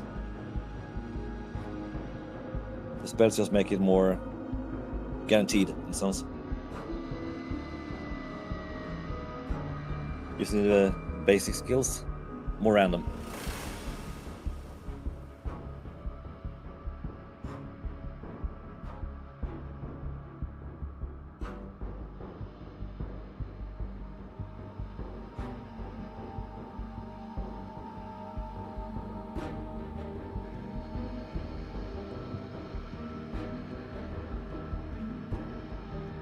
I did not even accept that, apparently. Oh. Flannel steps back from Tiberius, his amulet pulsing with a soft blue light. He raises a scaled hand, fingers curling into a claw. The air around his fist shimmers with distorted force. He drives his fist down toward the floorboards, not at the wood, but through it. A concentrated blast of telekinetic energy punches through the splintered planks and into the darkness below. There's a wet, crunching impact from beneath the tavern, followed by a sharp, pained shriek that is distinctly not human. The rhythmic thudding stops abruptly. I would think anything was replaced by human the below sound of something the floorboards. heavy scrambling backward through mud and stone. Neo kneels beside the corpse of the Githyanki warrior. There you go, something happens. Cyrus cleaved earlier. He places a hand on its cold, silver-plated chest and whispers a phrase in a language that tastes Wait, I do the the commander one? The shadows around his fingers coil, It's gonna be a headless one. then sink into the corpse. For a moment, the dead thing twitches. Then the necrotic energy dissipates, Too hard. unraveling like smoke. The body slumps back, inert. The planar instability in the room, Well, the we'll ghost's try. lingering dissonance. It's all too much.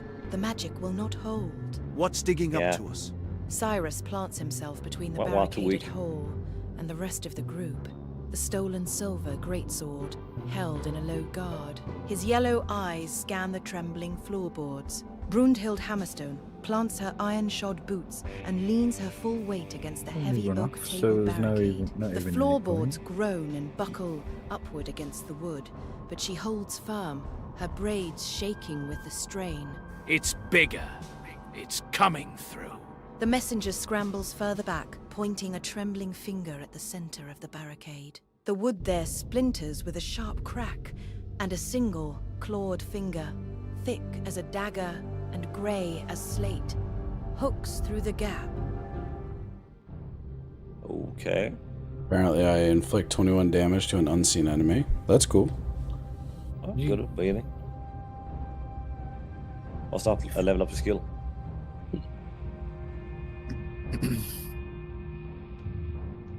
Forceful ground strike. Great, do a build it. Sweet.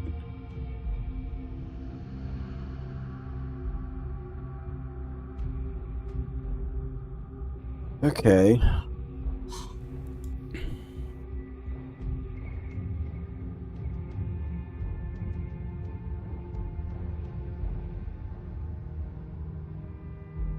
Okay, interesting. I lost one of my spells.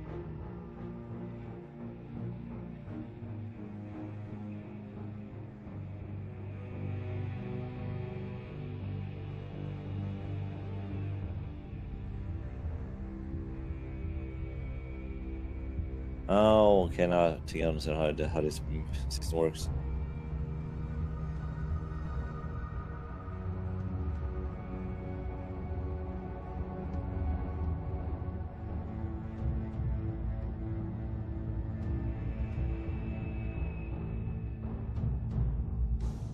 Oh, wait a second, now I'm blind. Misread it.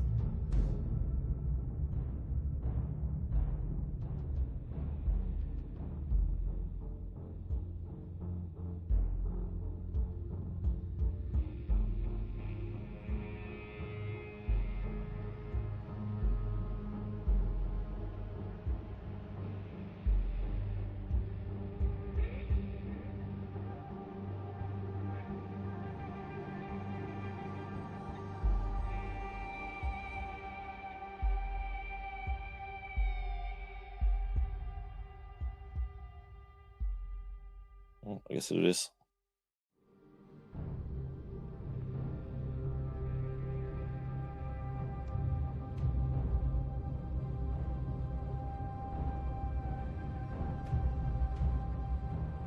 What do we think it is? I mean, it's Githyanki, so coming up. Well, I wait for the unseen foe to reveal make it really hard themselves for it to before move. to impale the creature. Oh, I didn't even accept my move. Well, I don't think it did. You can't use it. You don't know what it like. You can't see Flannel's it to use scaled the. hand snaps forward, Air attack is fine fingers now. curling into a claw. A spectral, translucent hand of shimmering force materializes in the air above the splintering barricade. It darts down like a striking hawk, clamping around the thick, grey finger that is hooked through the wood. With a sharp, wrenching twist, there is a sickening crack of chitinous bone. The finger goes limp. A guttural roar of pain erupts from below, shaking the floorboards. Flannel steps back swiftly, putting a heavy oak support pillar between himself and the hole, his maw opening slightly as he takes a deep, preparatory breath. Neo raises his hands, calling upon the chill void of his patron. Dark, Cyrus moves. The vision from his true strike crystallizes into action. He drives the silver greatsword forward in a brutal, precise lunge. The point sinks into the creature's chest where the armor plates join, piercing deep. Ichor sprays. The creature bellows, swinging a massive, clawed fist wildly. Cyrus twists, pulling the blade free in a spray of violet blood, but the backhand catches him across the shoulder, knocking him sideways into a table. The wood cracks under his weight. Okay, what happened? I think that looked cut for me. You're a bit. Yeah, I raised my hand, calling up a shield of wood, then just cut.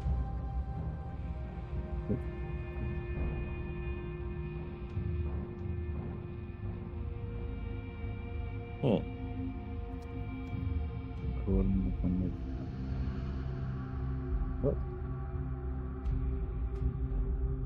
Where's the last We bit? did something and there were no summary related to it.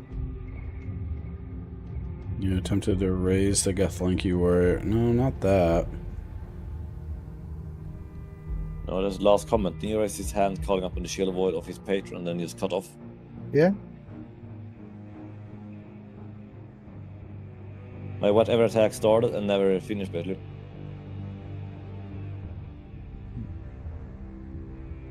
What is going on with this? Oh, good question. Not being coherent, at least. Guttering roar erupts from the floorboards, flying steps back, mouth burning. Neil raises his hand. It's cut my they cut my bit right at the end as well. Raises a calling apart. No, hang on. Yeah. It said Neo's raises his hand and then it just stopped and then went on to my bit. It read it out and then it's just cut it straight off. Alright, Cyrus took a defensive stance. According to the story log, he plants himself between the barricade and the rest of the group, holding his new silver sword and low guard, protecting everyone, blah blah blah. Mechanically, he didn't deal any damage. Okay. It's is this turn what? Turn 9. Okay, so the turn is in front. Yeah. Yeah, turn 8 basically cut off very bluntly. No, this is turn 9 that cut off. No, turn 9 started too early and cut off turn 8, the ending of turn 8.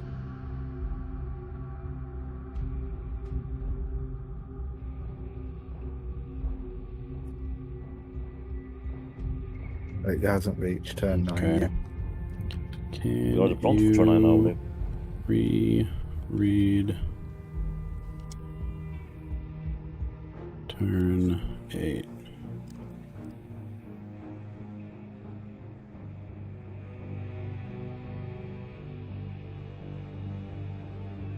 Okay.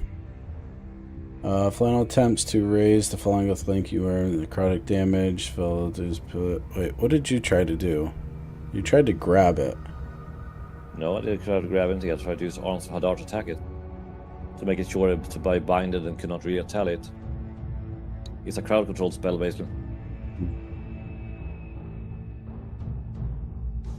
It's basically will be stuck wherever it is, cannot move forward. But also drain the vitality of it. Okay, what do you want the narrator to do? Preferably finish the whole round.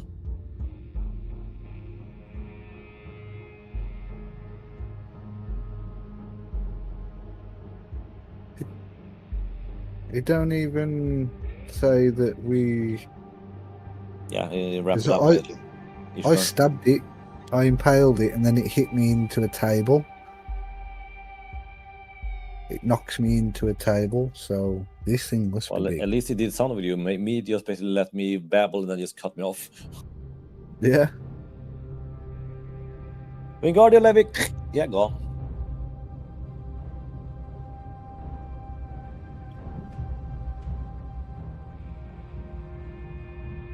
Not sure why I do the cutoff thing. Would you like me to rewrite the end of turn 8 to properly describe the Yes. final markings of the Rewrite ground, including that grey club end finger of breaking? turn 8. Should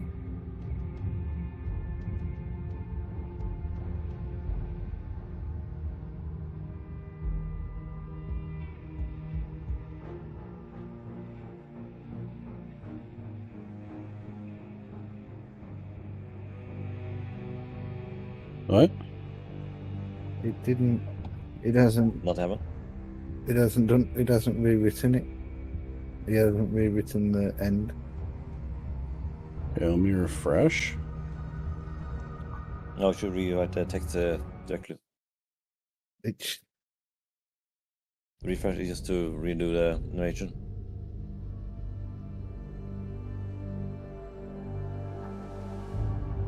It's digging up.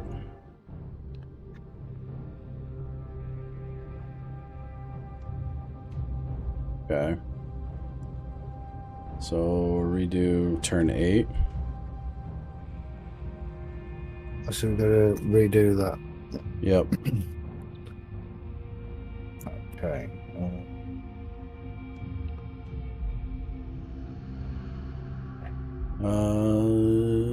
Has something come up through the floorboards yet? Trembling appointed the trembling okay.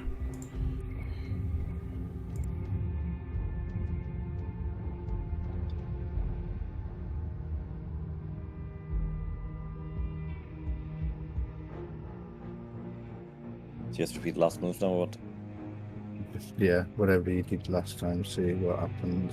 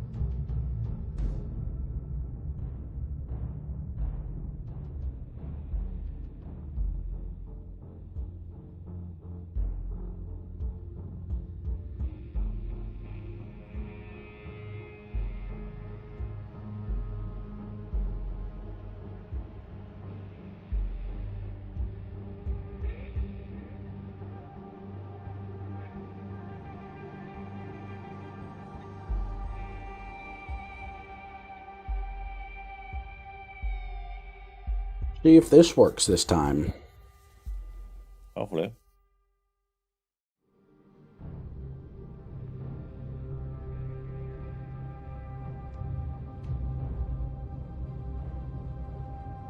We'll be happy if it's a full turn, not a cut-off one.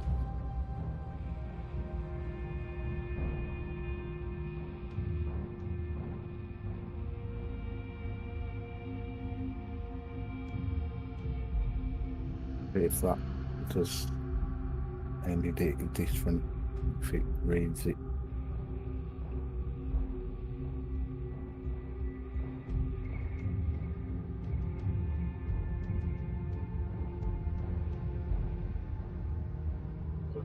Failure.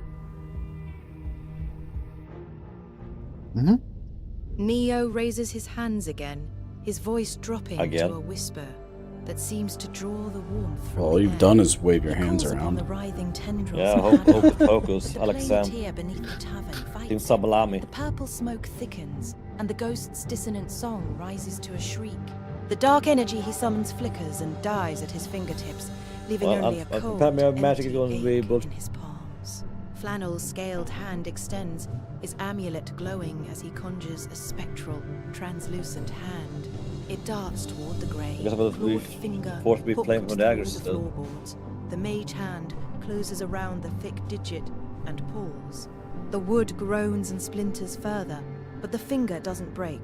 Instead, the creature the messenger scrambles, The story phase. tripping 10 over a seconds. stool and landing hard behind the bar's What the counter. hell's He going pulls on? his knees to his chest, Well, there's issues with wide-eyed, the, as the wounded nether creature valley. thrashes, trying to dislodge the sword from its skull. Can you try to change storyteller, Dan? See if that helps. How do I do that again? The one you set to Deep Seek 3.2. If you set it back to base, it might help. Or How do I Voyage do that Light again? Usage? Settings, game. Wait, what's the usage? Yeah, usage, yeah. Usage, yeah. What do you want me to do? Swap the usage storyteller, the story engine to either base or Voyage Light. Base. Okay.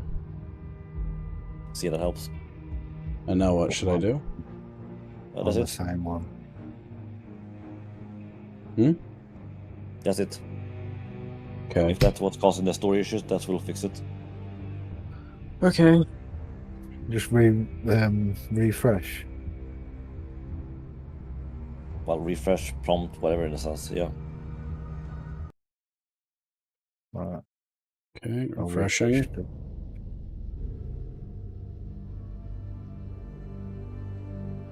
Okay, we got the same thing as last time. Yeah, I will repeat the last thing that happened.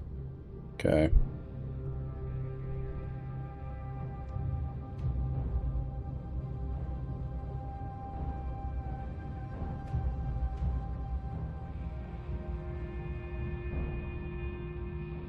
Where's...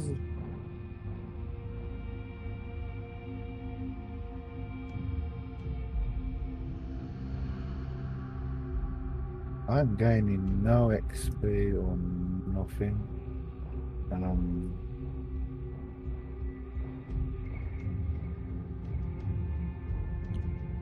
Very rough though.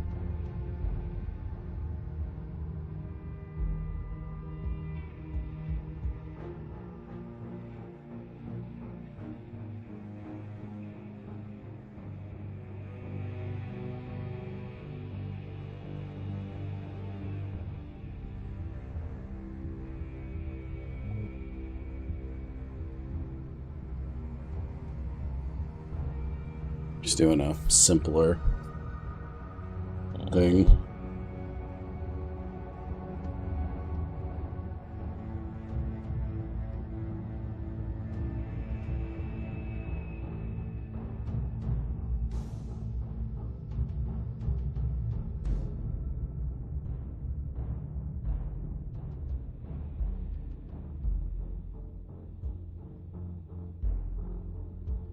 The my sword's stuck in his skull, so you could use the hand to smack the sword deeper into his head.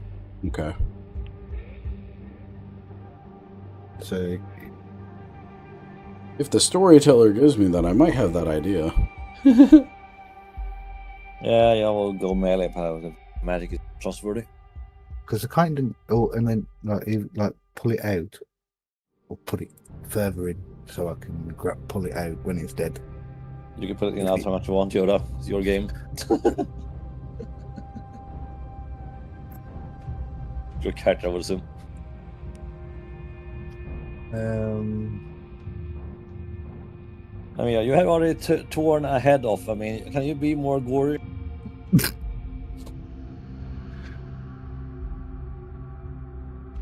I mean, you're marginal step away from having a dissection lesson over here. I was gonna say, it's not like any of us are really good guys, but you're sort of making us look like good guys right now. Yeah. Okay, yeah. I mean, I cannot even summon an undead. I mean, I'm hoping. A barely functional magic over here.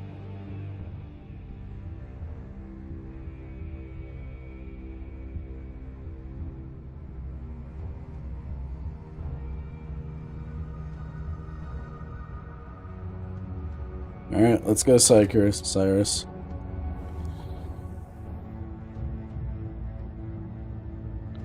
Type it out.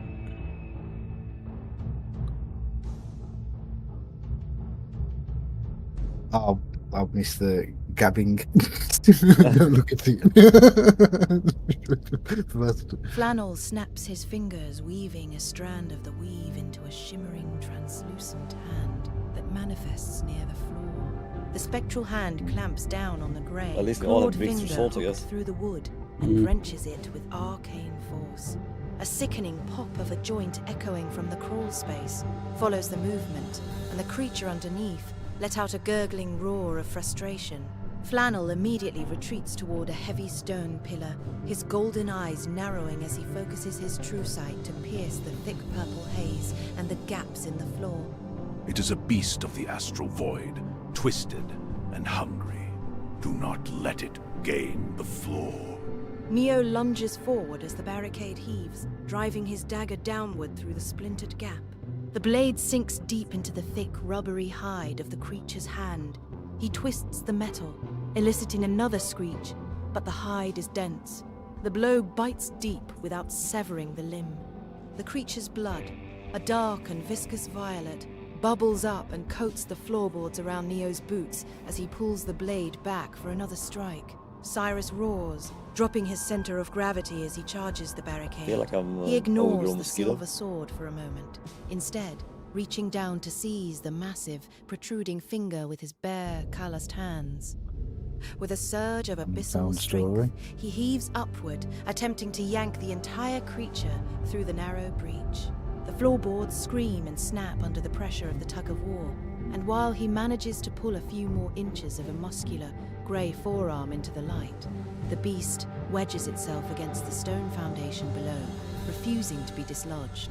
Broomhild Hammerstone slams her shoulder into the oak table, her face turning a deep shade of red as she grunts with the effort. She plants her iron-toed boots into the gaps of the floorboards, locking her knees. Oh, you're having The a bully table fight now, buckled Yoda? and groaned With the under the dwarf lady? subterranean pressure, but her dwarven stubbornness keeps the makeshift wall from being tossed aside like kindling. Hold your ground.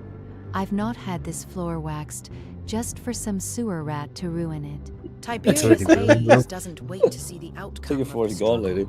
He vaults over the polished bar top with a desperate, frantic agility, his boots narrowly missing a row of clean tankards. He ducks behind the thick wood and heavy ale, casks clutching his satchel to his chest, as if the oak and iron of the kegs could protect him from the planar horror clawing Think its might have way made into him the with Happy tavern. Dad as well. The creature below slams its weight against the underside of the floor once more, the impact sending a shockwave through the room. The grey-clawed hand, slick with its own shear and mangled by the mage hand, retracts slightly only to strike again, widening the hole further. The purple smoke is now so thick it tastes like copper on the tongue, and the faint, rhythmic chanting of the Githyanki begins to echo from the streets outside, suggesting the tavern is no longer the only battlefield in Baldur's Gate. We gotta go outside. They're outside now too, yeah. Abyssal Look, anchor. yeah, Hey. Yoda. As the beast Well, it said, doesn't have that much health. Your magic is curious. Just curious, Dragonborn. Hey, Yoda, it looks like you're a tastes friend, like the kinda. sun in the storm. Oh, I can talk to the beast. Oh, that's nice. Yes, you can whisper to him and talk.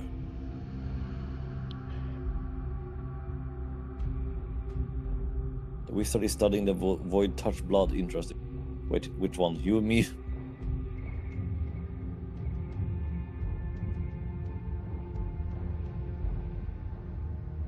Well, it's my tablets. Okay. I haven't gained any experience. Are you just not using skills? I don't know. Didn't I do any damage to it then? Nope. Nope. You tore his nails off, basically. Maybe not it. Okay. Just a tiny pedicure. Here, I'm gonna help you out.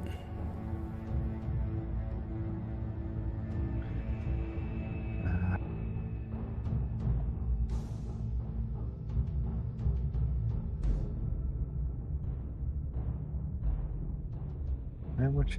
63. Okay, when did I learn Tibri and why? Are you using a sword? Dagger. Me? No, No. Cyrus. Yeah. I'm gonna go back to my because I've got to equip. Is it? You're using a sword? I've got the silver great sword. Okay.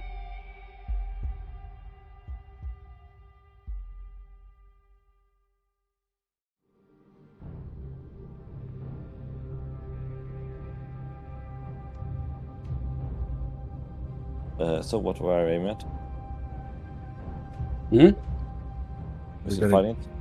kill that astral beast. I think we can.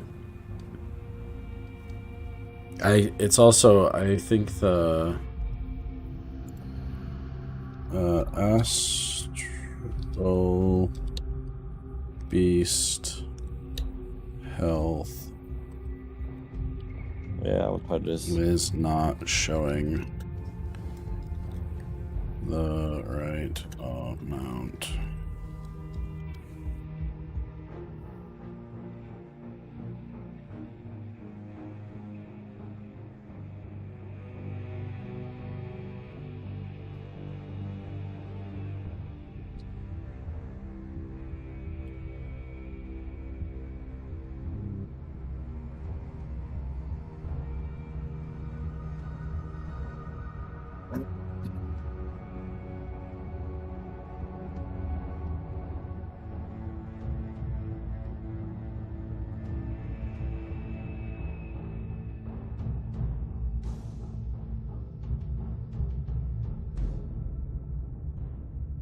I would say, Cyrus, make sure you wait until that booming blade enchantment hits your sword before striking.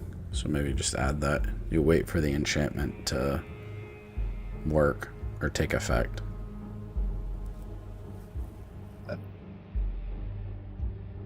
Which enchantment? Booming blade. Oh, the. I'm trying to enchant your weapon. Okay.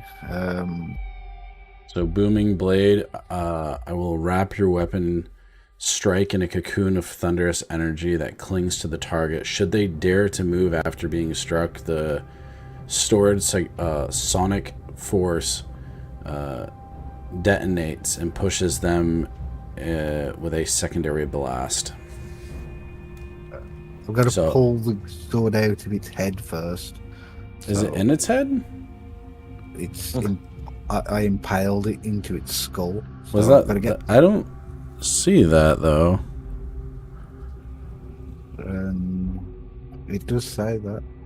Burroughs by the center of gravity, charging in the barracks. He ignores the source of the moment, reaching down, seizing the massive finger, pulls him up. It's just above turn 8.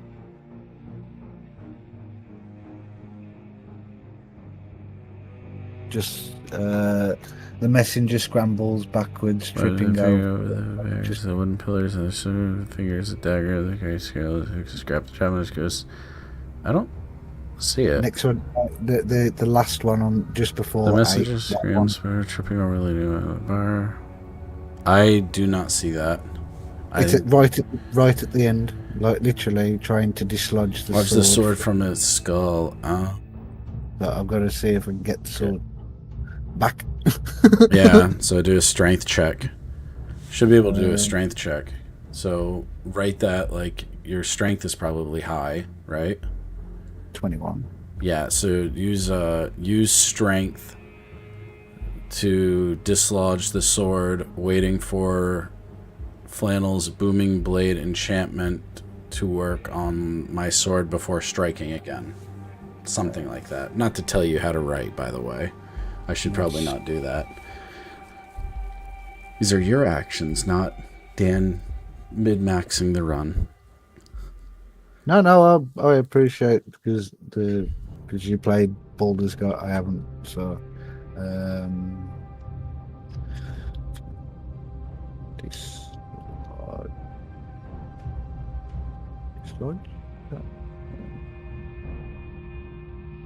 Dislodge sword. Wait.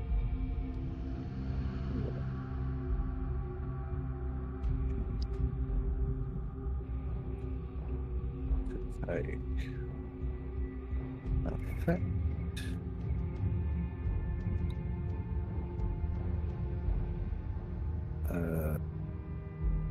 Look, I should have put that down.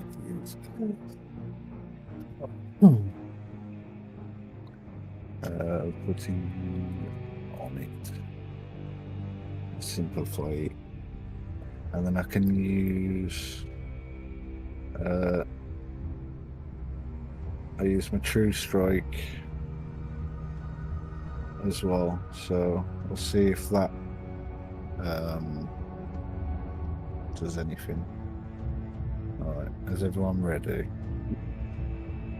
I hope this works. Okay. So the damage that we have done has not been to its actual health. If you check. Okay. Flannel's scales ripple with static as he points 3 fingers at the violet eye peering through the floor. 3 darts of incandescent force streak from his claws, weaving through the gaps in the table legs to strike the creature's face in a series of bright, arcane explosions. The beast shrieks as the missiles burn through its hide, leaving scorched pits in its grey flesh. Flannel immediately pivots, his hand glowing with a humming, sapphire energy as he touches the flat of Cyrus's silver blade. A sheath of crackling, thunderous power wraps around the steel, vibrating with a low-frequency hum that promises a devastating burst of sound upon impact. Strike true, Orc. The weave will shatter its form if it moves. Flannel ducks behind the stone pillar again, breathing heavily as the violet light of the creature's gaze flickers with pain. Neo lunges forward, his palm wreathed in the dark, withering smoke of the grave. He attempts to press his hand against the creature's forearm to rot the muscle from the bone, but the beast is too quick. It heaves its shoulder upward, tilting the floorboards and forcing Neo to stumble back to keep his footing. His necrotic touch dissipates harmlessly against the splintered wood, the life-draining energy failing to find purchase on the shifting, rubbery hide of the planar horror. Your magic is curious, dragonborn. It Nice tastes voice. of the sun and the storm. Cyrus grunts, his slab-muscled arms bulging as he fights the suction of the muck below. He plants a heavy boot against a solid joist and heaves backward with a guttural roar of effort. The silver greatsword, now singing with Flannel's thunderous enchantment, slides free of the creature's grip with a wet sucking sound. Cyrus doesn't swing immediately. He stands perfectly still for a heartbeat, his yellow eyes narrowing as he reads the creature's erratic lunges. His senses sharpen, the world slowing as he identifies the soft spot where the creature's neck meets its massive shoulder. The beast lunges upward, its free claw snapping towards Cyrus's throat like a trap.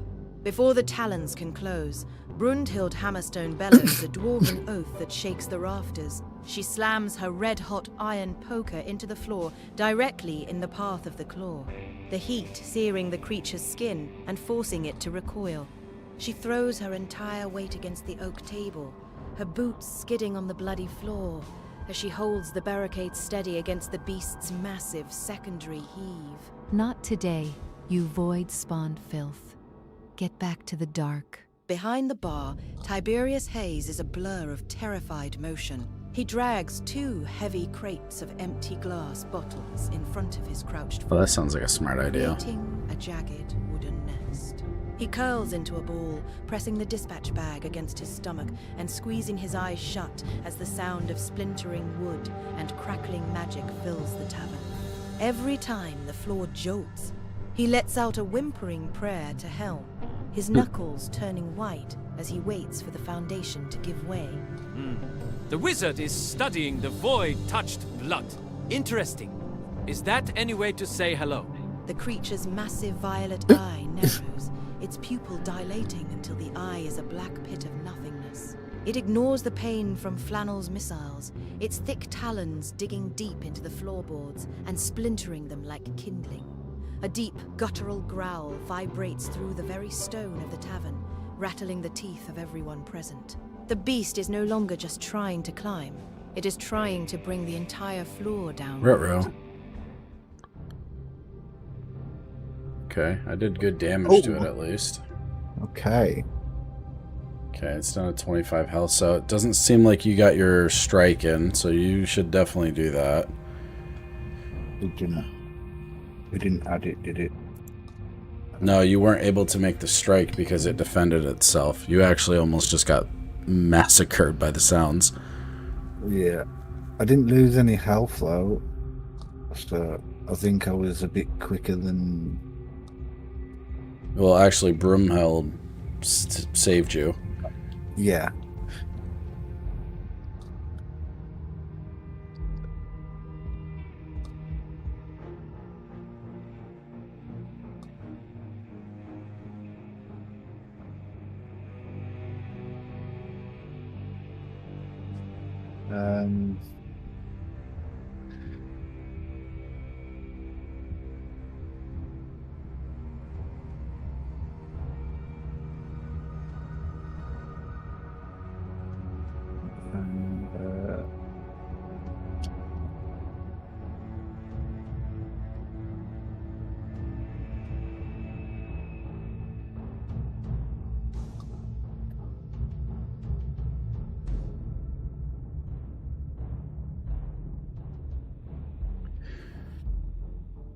Using it.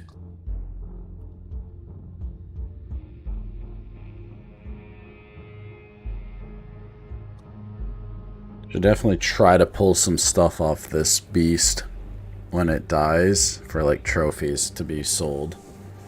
Astro Beast, like, I don't know if we can like gather its blood or teeth or eyes or horns or whatever for bounties or whatever. Whoever wants to give us monies or use it to enchant stuff or whatever.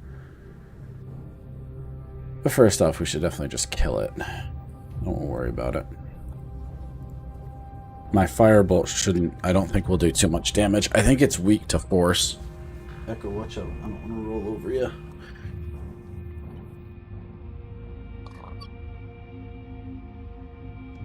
I hear somebody snoring. Neo, are you awake?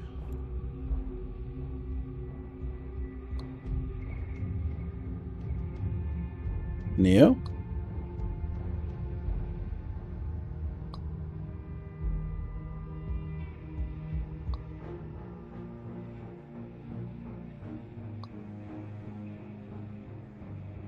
Yoda? Yeah. Did we lose Neo? I think so. Are you awake, Keys? Not here.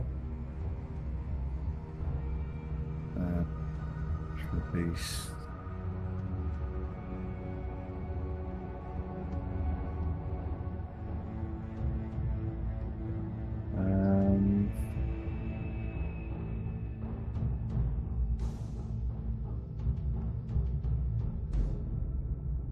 So, here's a weak spot. Oh, I should have told my character to aim for the neck.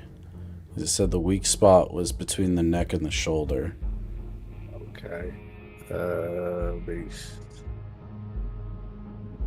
I'm gonna go for neck too. No, I didn't do it. I should have.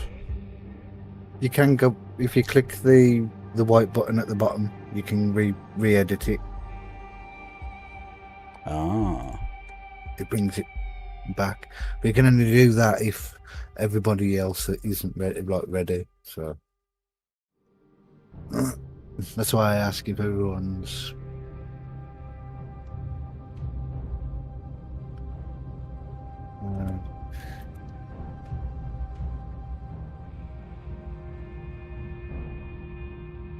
There we go. Oh, goodness.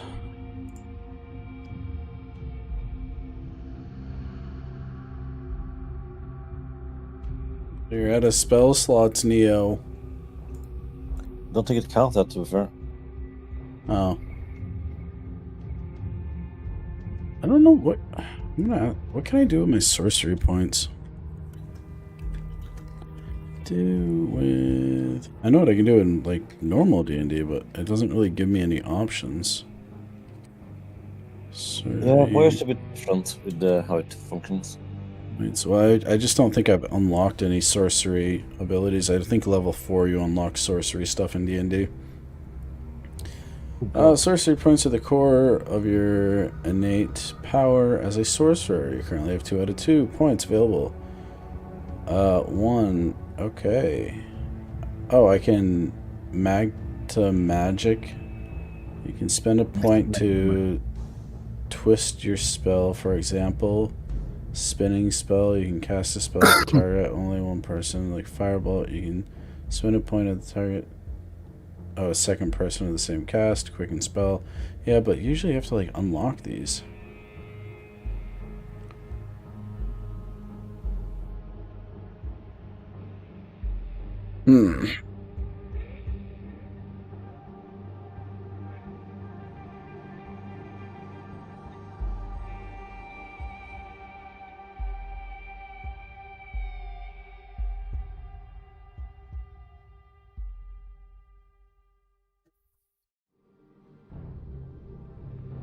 Okay, cool. You use your dagger to attack it. Yep.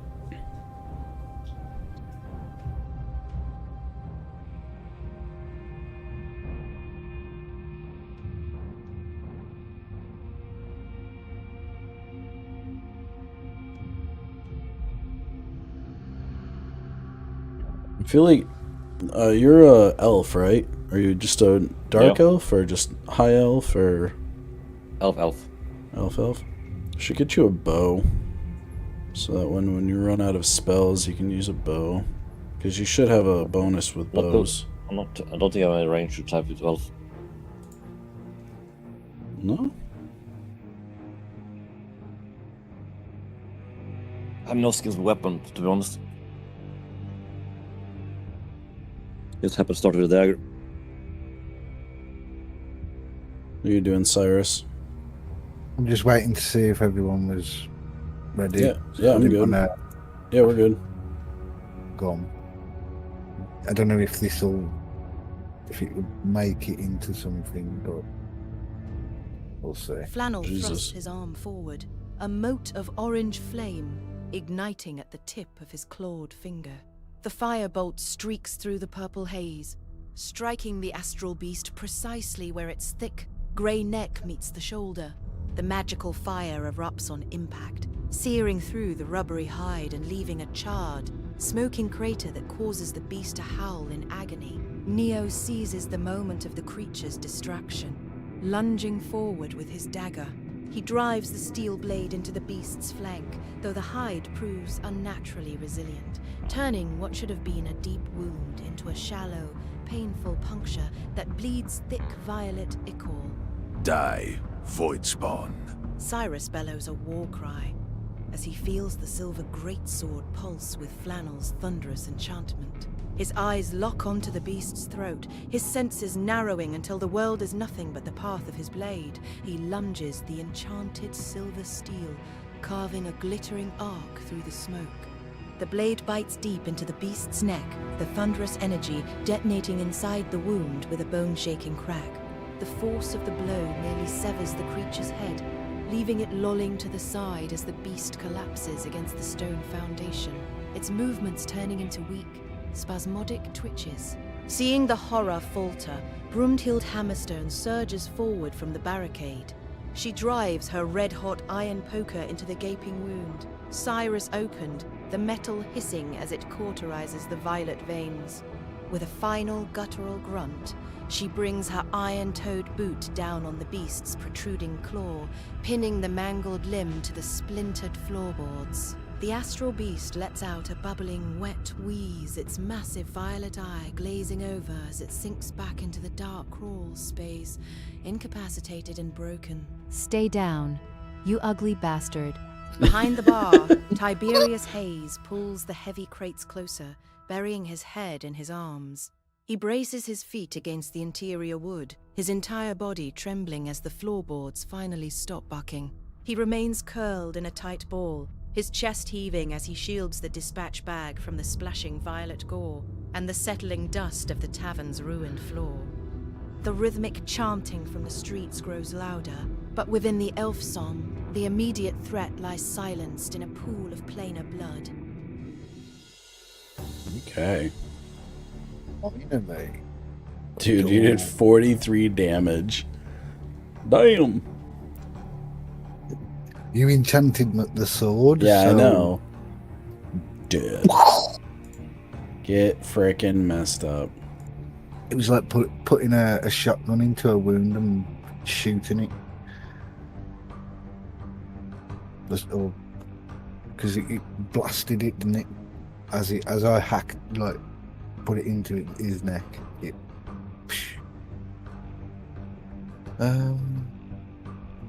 Yeah, vulnerability point.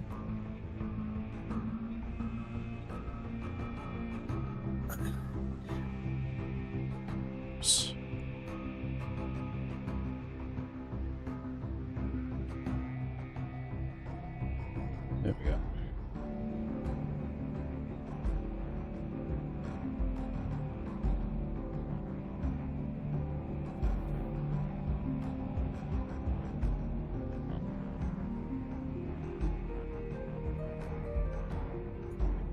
I like imagine the Astro Beast looking like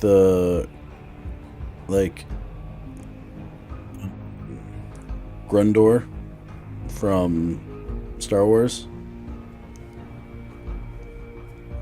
Gangor. Jesus. Oh man, now it's bugging me. Hold on.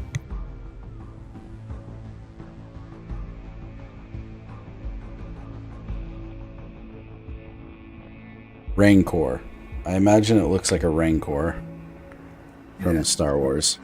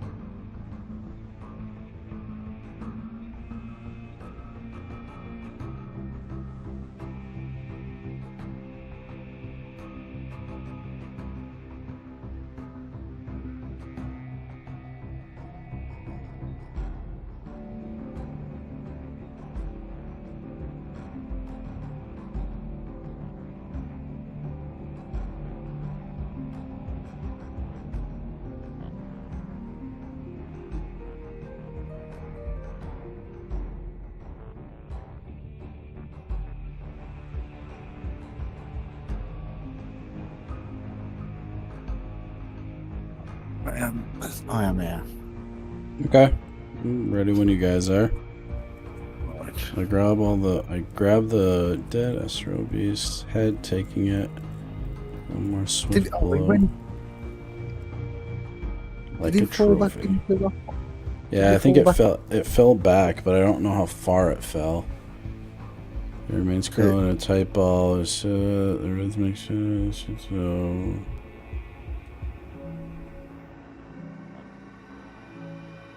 Sinking back into the dark crawl space, incapacitated. I guess it's not far down.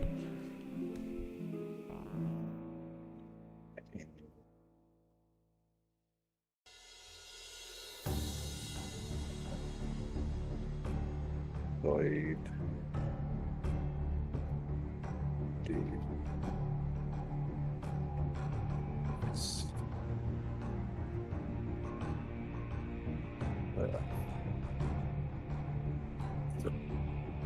If that if that works.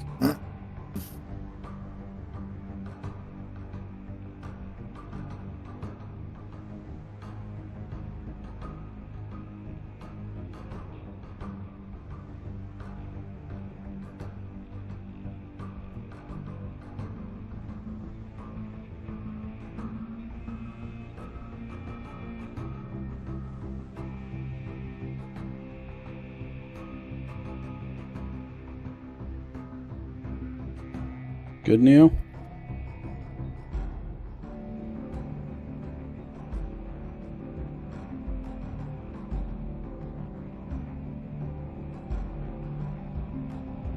Neil?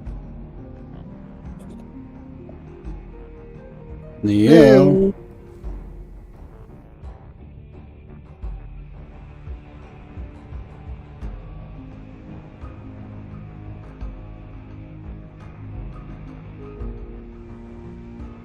Okay.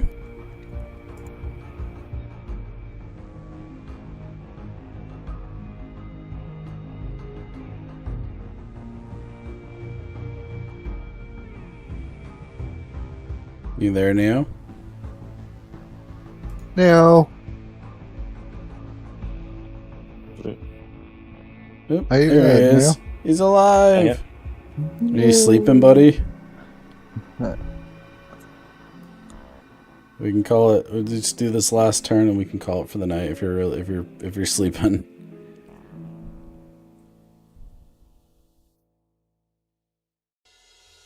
Dum dum dum.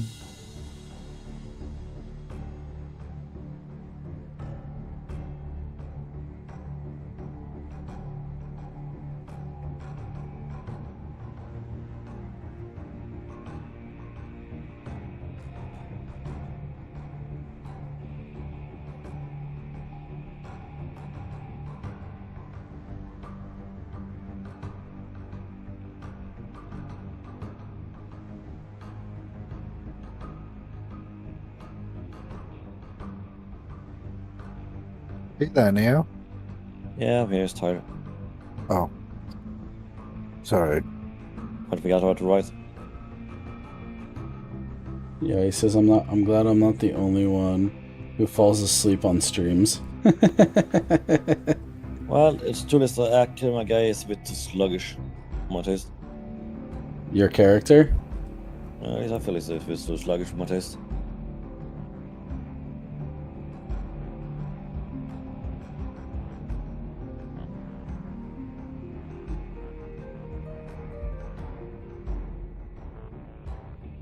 Yeah, he says I feel ya. I feel like I fall asleep playing this too. Hee hee hee. Well, you should see the other ones. It's the adventure things. It's way more active than this.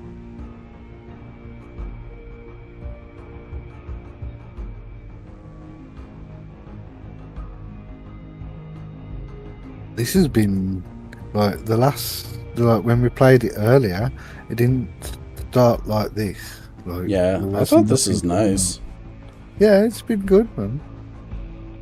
Be interesting when we deal with this threat, like what we can actually do in the world. Like go to bars and stuff, check for missions. It gets us a bit leveled up as well.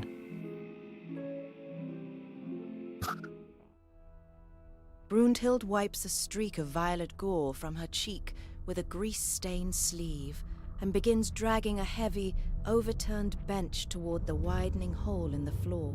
She shouts for the patrons to grab anything heavy and help her reinforce the barricade before more of those things crawl up from the cellar. Tiberius Hayes slowly uncurls from behind the ale casks, his face deathly pale as he clutches the leather dispatch bag to his chest with trembling hands. He looks at the blood-slicked floor and the dead beast, then frantically asks the group if they can get him to the high hall before the chanting outside reaches the tavern doors. Another one for the collection.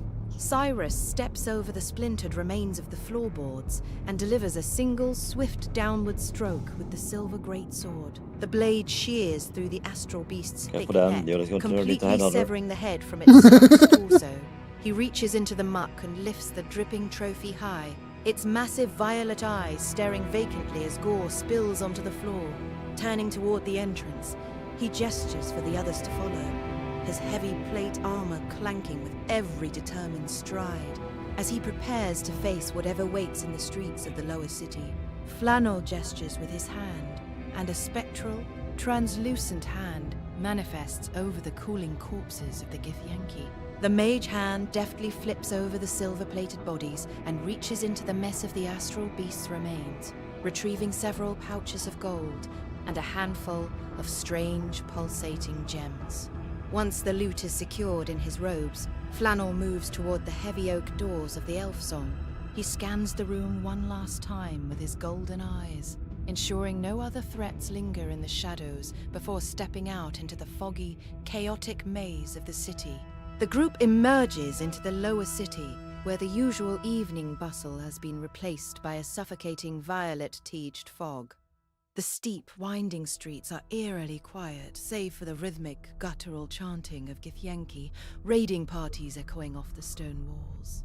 Shadows flicker across the facades of closed shops and merchant stalls, and the distant clatter of flaming fist armor suggests the city watch is scrambling to respond to the breach. Ahead, the road climbs toward the gates of the upper city, though the path is obscured by the thickening planar haze. Oh. Did it cut off again? No, it was good there, I think. Alright, the guy wants us to protect him, to deliver his dispatch bag through the Githyanki infested streets of the lower city into the high hills of the upper city. Escort him to the high hills, accept or dismiss. Your vision. What? We can only dismiss, you can only accept. Do you guys want to accept it? Excuse me. It gives XP if you do it. Yeah. Yeah. Okay. Okay. I have a ability point.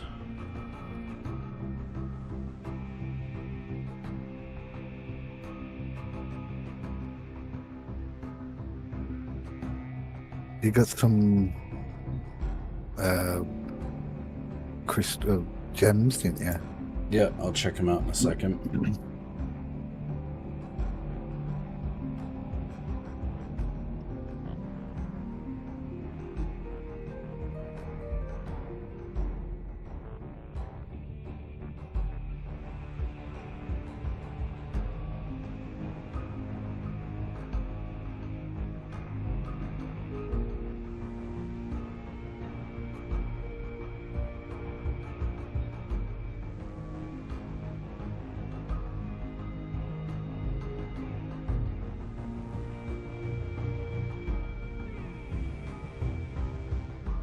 Reading through some stuff.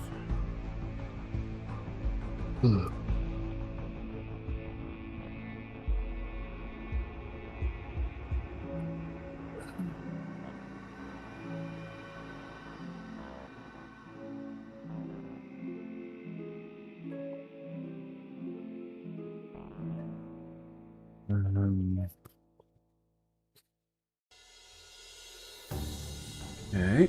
Okay, what happened there? I just used a point to upgrade. Alright, what do we got in my thing? Well, I have an ability point to use apparently. Yep. I got pulsating gem. +1 arcana. Sure. Equipped. Neat. Does that sword give you any special abilities?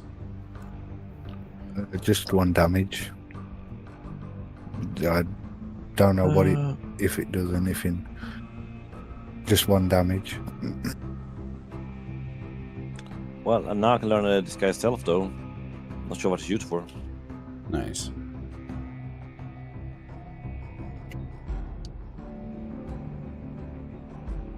I can also learn a silent image. Conjure a vivid visual illusion of an object, creature, or scene at the location of your choosing.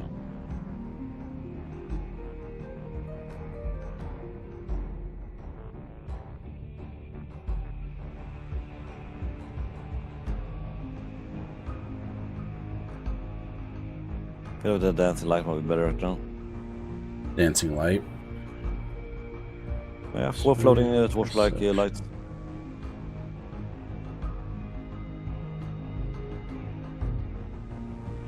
Can also combine them into a vaguely humanoid shape that glows and moves.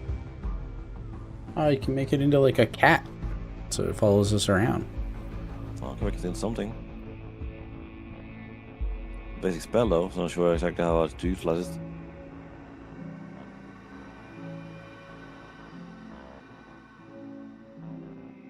It would count as a magic source of light, if nothing else. Not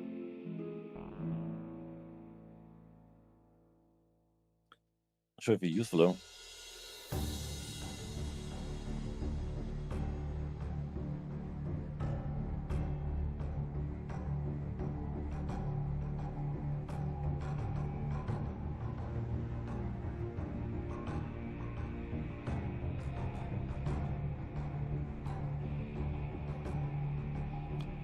I can also use illusory script, which is literally just sending a secret message on an apartment.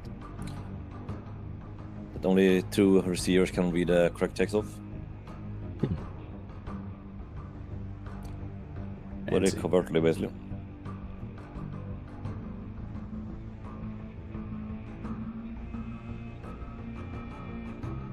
And I can use the Shroud of Echoes that I learned by messing around with the Spirit Ghosts in Faerun. Bringing in the city guard.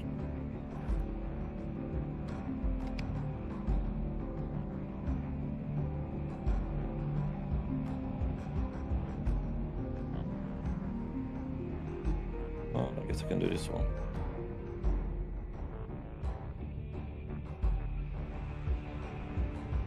Just the narrator didn't want to tell me. Oh yeah, you put that. Okay. Oh, it's thinking. So, It's not telling me what I want.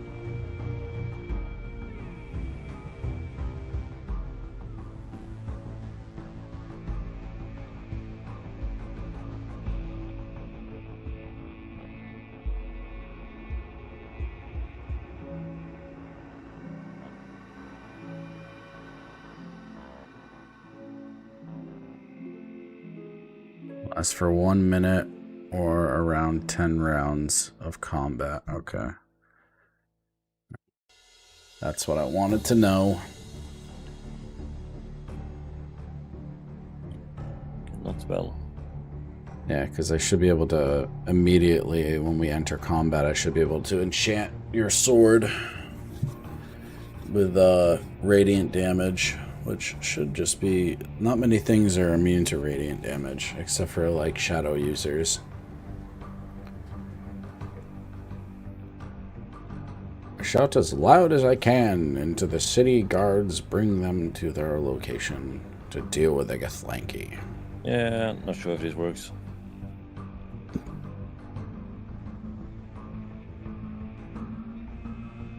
It goes to increase your party's defense.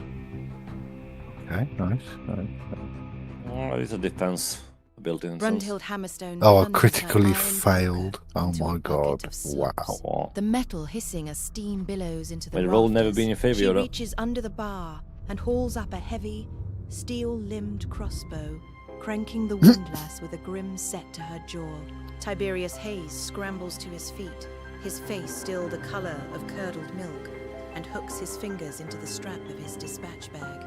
He gestures frantically toward a side exit that spills into a narrow, winding alleyway, claiming it leads straight to the gates of the upper city. Follow me. I know the backslums. If we stick to the main road, those chanting devils will have our heads before we see the gatehouse. The party ducks out of the elf song and into the oppressive violet gloom of the alley. Flannel moves at the head of the group, his golden eyes scanning the cobblestones and the overhangs of the cramped tenements. He notices a trail of fresh indigo ichor smeared against a cellar door and identifies the faint, rhythmic scraping of metal against stone coming from the rooftops above, not the chaotic movement of a mob, but the disciplined positioning of a Githyanki ambush. He shifts his path, guiding the group behind a row of heavy stone buttresses, just as a jagged silver bolt thuds into the wood where Tiberius's head had been a second before. Cyrus stops in the center of the narrow passage and draws in a massive breath, his chest plate creaking. He lets out a thunderous, guttural roar that rattles the windows of the nearby houses, calling for the flaming fist to rally to their position. However, the sound is swallowed by the thick, planar fog almost instantly. A Githyanki warrior perched on a balcony above lets out a mocking, high-pitched whistle, and a wave of psychic static washes over the alley, dampening the sound of Cyrus's voice until it is nothing more than a muffled croak. No, Instead of guards, the shout only draws the attention of 3 more armored raiders who begin leaping down from the surrounding ledges. Oh, Neo nice. raises his hands, his fingers tracing the cold, jagged patterns of the grave as he attempts to manifest the Shroud of Echoes. He calls upon the memories of the city's dead to form a protective mist, but the violet haze saturating the air is too volatile. What the heck The did we next necrotic month? energy flares briefly into a sickly green spark before being sucked into the planar rift above. The ambient magic of the Githyanki incursion acting as a vacuum that strips the spell away before it can coalesce. Neo's palms We need to do something with this tingle a purple sharp, fog. We need to biting break cold, concentration. But the air remains clear and undefended. The group presses forward, climbing the steep, slick stairs that lead toward the transition between districts. The air grows thinner and colder as the grime of the lower city gives way to the high, reinforced white stone walls of the upper city. Giant statues of legendary heroes loom out of the fog, their marble faces obscured by the swirling purple mist. Ahead, the massive iron-bound gates of the citadel stand closed, barred against the chaos below. A single, flickering lantern marks the position of a gatehouse warden. Septimus Hallow stands at the edge of the gate's shadow, his halberd leveled at the approaching group. His plate armor is dented, and he looks like a man who hasn't slept in 3 days. He barks a command for the party to halt, his eyes flicking from Cyrus's severed beast head trophy to Tiberius's blood-stained silks. Stand down. No one enters the upper city while the bells are ringing. State your business, or I'll have the archers on the battlements open fire. Tiberius steps forward, holding his leather satchel high so the warden can see the official seal of the council. He explains that the harbor tunnels have been breached and that the report in his bag is the only thing that will save the city from a full-scale invasion from below. Septimus hesitates, his gaze lingering on the violet haze creeping up the stairs behind the party, where the silhouettes of Githyanki raiders are beginning to emerge from the gloom. Can one of you guys find out what this purple haze is? Because it's dampening whatever we're doing. Well, the haze is, I'm not sure. What they did, the Githyanki, they did a void spell, which stopped all sound, which stopped the spells. Okay. I think, if I know I my had no clue what the hell they do. information there. Rations -2. You ate? What? Your rations? I didn't eat none. I didn't say to eat any rations. I have no clue what you're talking about. Down It here, says- it says inventory update -2 rations. Cyrus and Neo. Okay then. Oh, I haven't ate no rations. Sure No. why, but okay. I didn't have any rations to eat, it would appear. I already nibbled on mine earlier, I guess, at some point. There we go.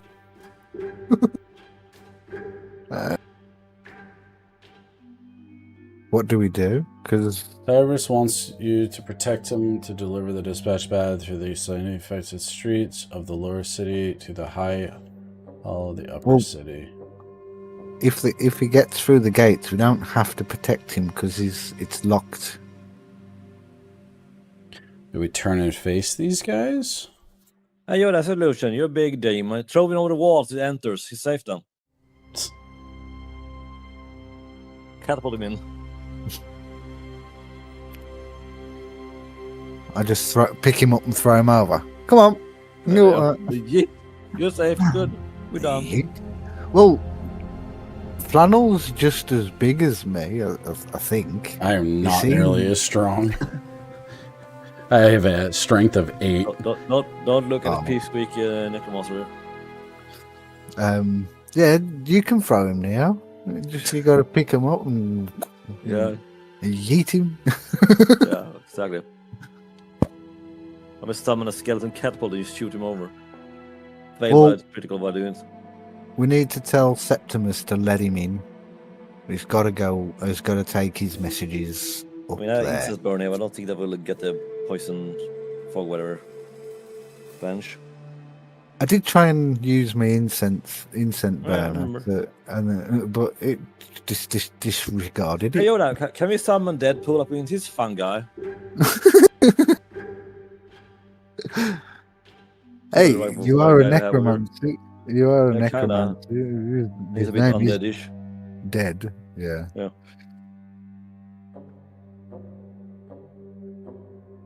I feel like I should have focused on way more points in necromancer to be fair. Well, we got to stand and fight. Surely, we got to.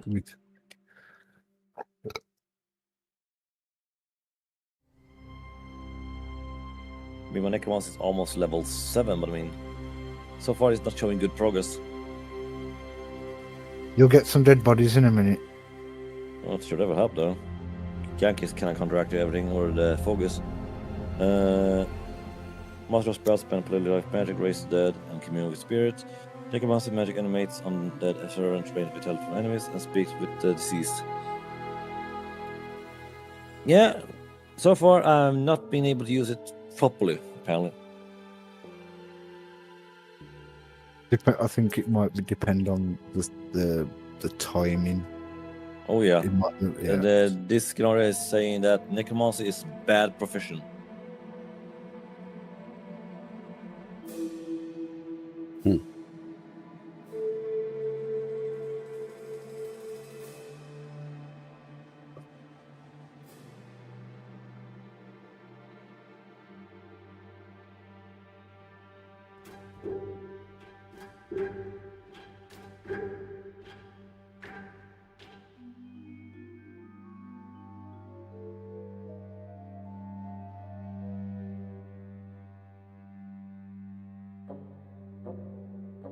I mean, I have a keen at 10, but I'm not sure how that will help me.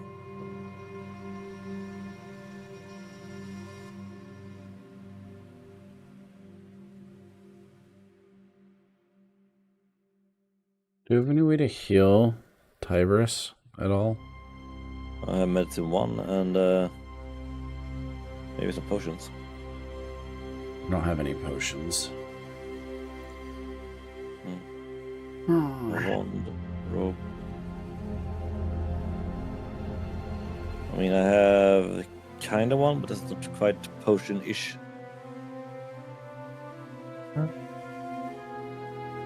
I have medicine skill 1 though. The other thing I have beside that is spare the dying. This is basically stabilizing energy so they don't die. I mean, it could maybe be used as healing.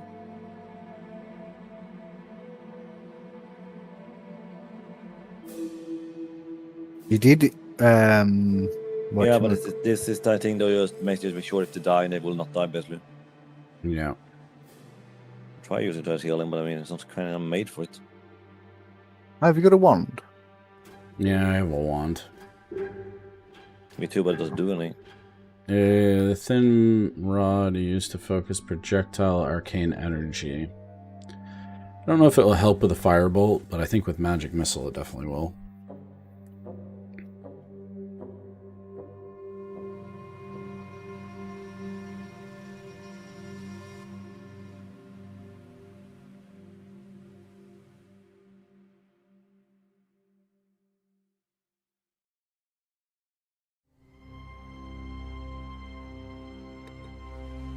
Well, let's see if this weird thing works. It's not sure it's way to be valid though. Spare the dying to keep better understanding of healing him.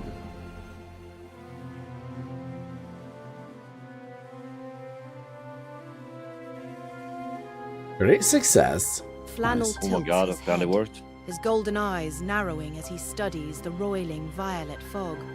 His true sight pierces the haze, identifying it as a destabilized planar anchor, an artificial tear in the weave that the Githyanki are using to bypass the city's physical wards. Sensing the threat, he raises his wand and snaps a flick of his wrist. A mote of orange fire streaks into the gloom, striking the nearest Githyanki raider in the chest.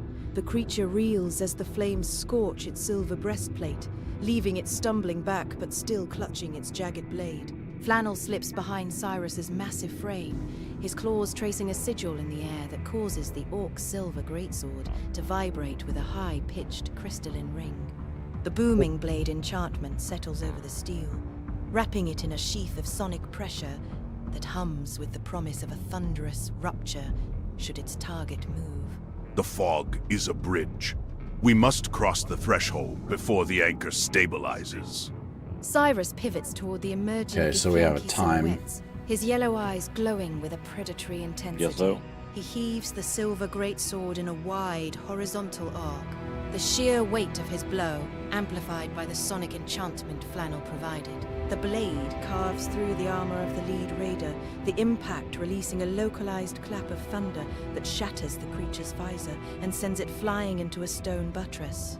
Though broken and gasping, the Githyanki scrambles to its knees, blood leaking from its ears as it tries to rejoin the fray. Neo reaches out, his hand glowing with a soft grey light as he touches Tiberius's trembling shoulder. He channels the steady, cold endurance of his patron into the young messenger, knitting together the boy's fraying nerves and easing the physical exhaustion that threatened to collapse Wait, I can his fix his lungs. nerves. Tiberius is breathing steady Nice. instantly, the pallor of his skin replaced by a flush of renewed vitality as the necromantic energy anchors his spirit firmly back into his body. Breathe, boy. Your path is not yet at its end. Septimus Hallow lowers his You're so compliment. positive. His gaze Yeah, shifts from good the feeling here, party apparently. to the official seal on the Just a dispatch bit undead, bag. but that's He fine. grunts a harsh command toward the battlements, signaling the archers to hold their fire. Behind him, the heavy iron portcullis begins to grind upward with a screech of rusted gears, opening a narrow gap barely wide enough for a person to slip through. Move, damn you! Get under the iron before the bells stop. Tiberius Hayes doesn't wait for a second invitation. He lunges toward the widening gap, his boots skidding on the wet, mist-slicked cobblestones. He clutches the dispatch bag to his chest with both arms, casting a terrified glance back at the violet silhouettes rising from the fog behind the party. Beside the gatehouse, Lysandra Wolfe steps into the lantern light, her emerald robes shimmering. She watches the group with a clinical detached gaze, her hand resting on her brass spyglass as she ignores the chaos in favor of her own agenda. Let them pass, Warden. That report is the only thing of value currently in this God's forsaken lower city.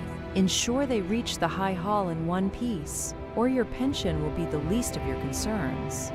Brunhild Hammerstone takes up the rear, her heavy steel-limbed crossbow leveled at the swirling mist. She stands with a wide, immovable stance, her thumb hovering over the trigger as the Githyanki close the distance. She waits for the party to clear the gate, her auburn braids damp with the plainer dew, acting as a living shield against the encroaching dark. As the group scrambles under the iron bars, the sounds of psychic steel clashing against stone echo through the tunnel, and the portcullis begins its heavy, final descent. In with you. I'm not dying in the mud because you lot decided to have a chat. So, Okay, we're gonna go.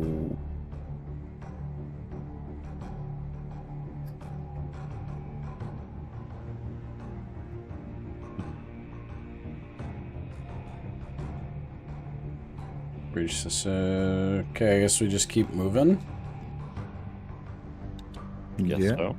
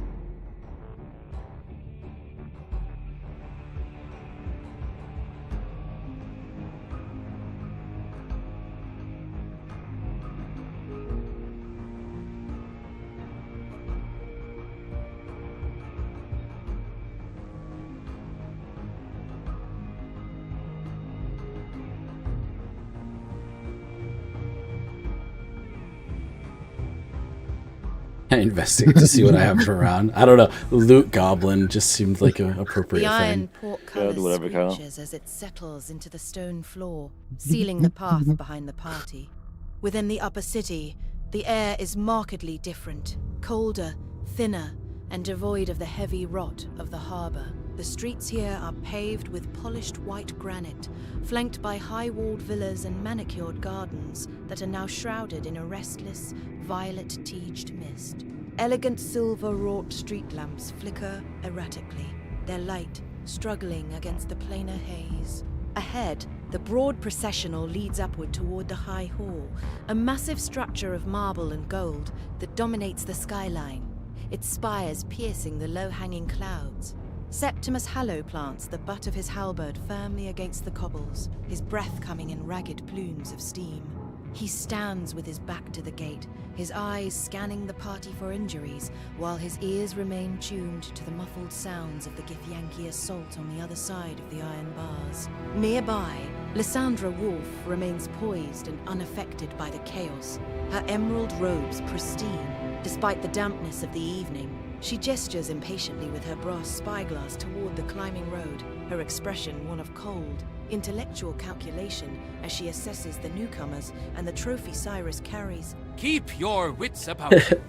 The upper city is a maze of its own when the fog rolls in this thick and the watch is spread thin across the walls. Tiberius Hayes sprints ahead, his boots echoing sharply against the granite as he weaves between the ornate stone buttresses. He holds the dispatch bag with white-knuckled intensity, his gaze fixed solely on the distant glow of the High Hall.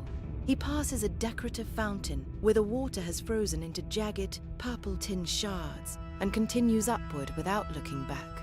Flannel follows, his golden eyes sweeping across the surroundings. He notices the heavy, locked gates of the noble estates and the fine, silver-threaded tapestries hanging from balconies, which now sway in a wind that carries the faint scent of ozone and expensive perfume. Neo moves with his characteristic, fluid grace, his senses alert to the subtle shifts in the atmosphere. He observes the way the violet mist clings to the gargoyles perched on the villa roofs, their stone eyes seeming to track the party's movement. He notes several discarded velvet cloaks and a shattered porcelain carriage lantern near a private entrance, signs of a panicked retreat by the local patrias. Beside him, Cyrus maintains a vigilant guard, his massive silver blade resting across his shoulder.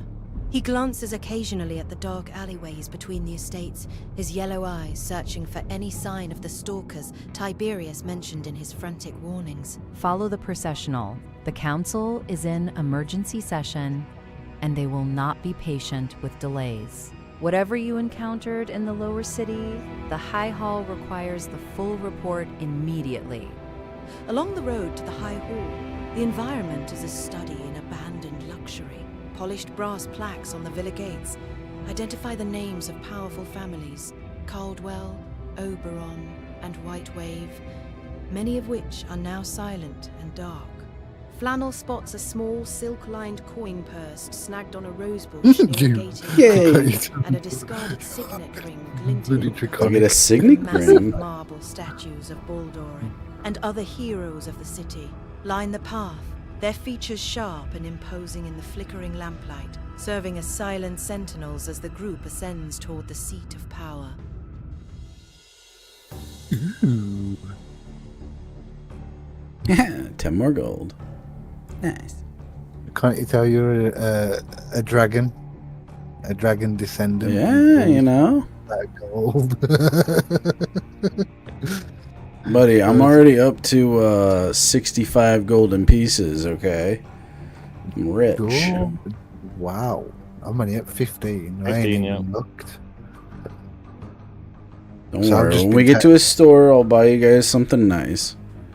I'm gonna see what this head's worth. Yeah, I'm heading towards the train with Necromancer because apparently I'm less than adept. I got 2 heads.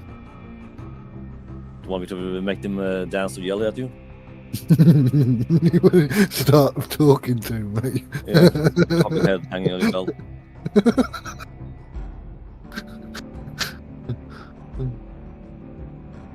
Do we carry on? Continue forward? Is that? I don't know.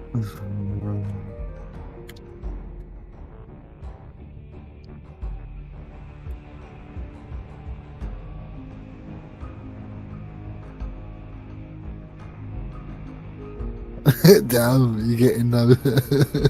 Yeah, Dan's trying to increase his investigation skills. Yeah, I want investigation. I like investigation and perception. Yeah, and I said the more you can increase your skills, the better they become, basically. So yeah, should I use your skills as sack as much as you can for that sake? Spam it. Well, the closest thing I can use to get money would be to use thievery, but it will get caught.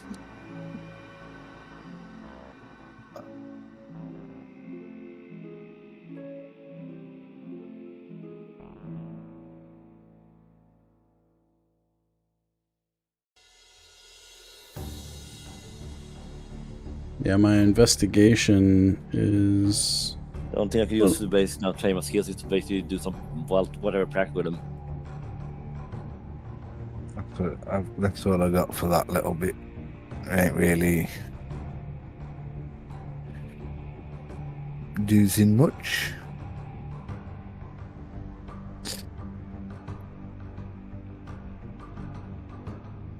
I continue forward, still on guard, just in case. Huzzah. Still on foot. Continue forward, still on guard, just in case. You should be working your, like, perception, like, into that perception check. I continue forward. That way you continue to level that stuff up. I haven't actually got a perception, but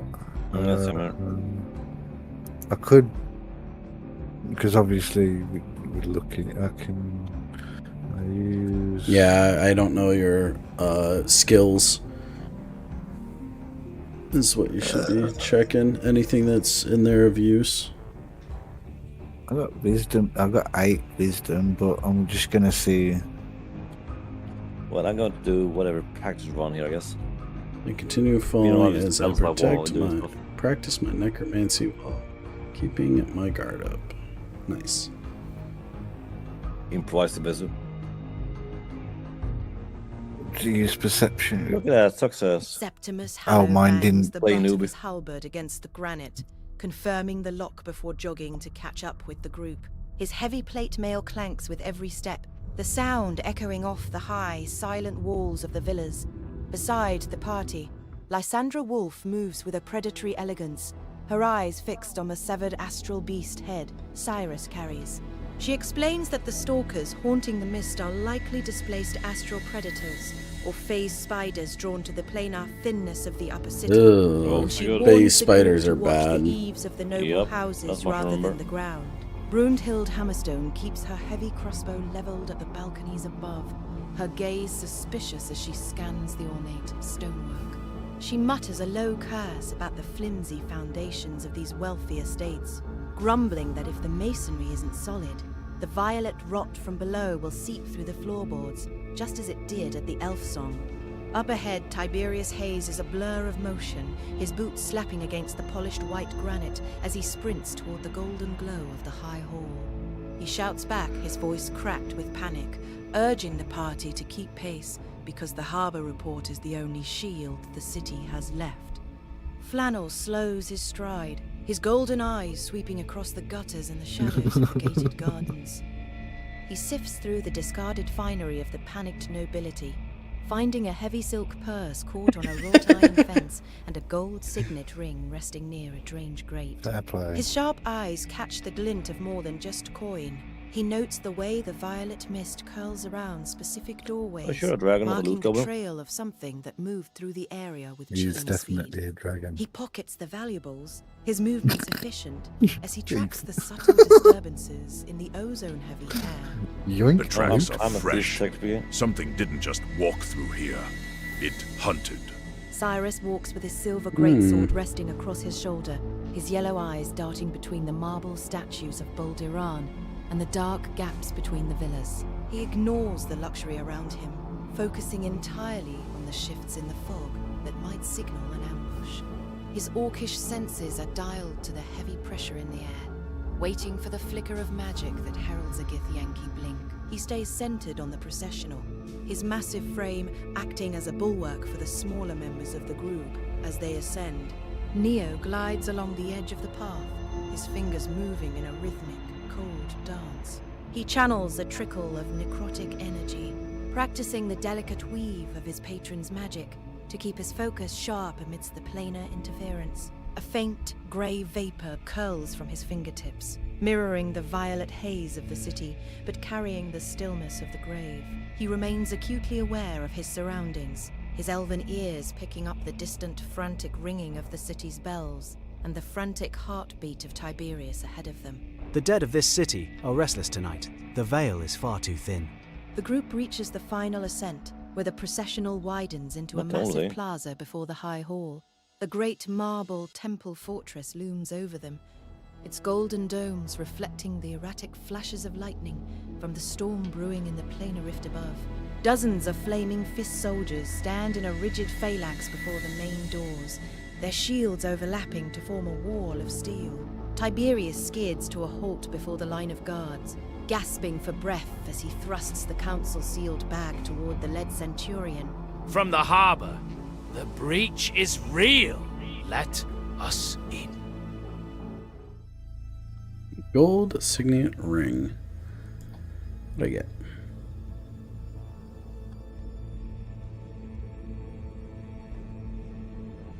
Persuasion. Huh. Cool. What's 10 plus gold signet ring. Oh god. My precious. My precious. My precious. Yay.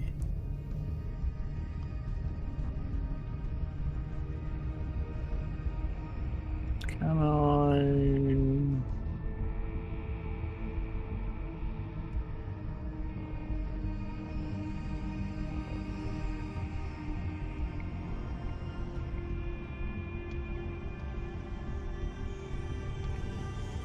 Okay.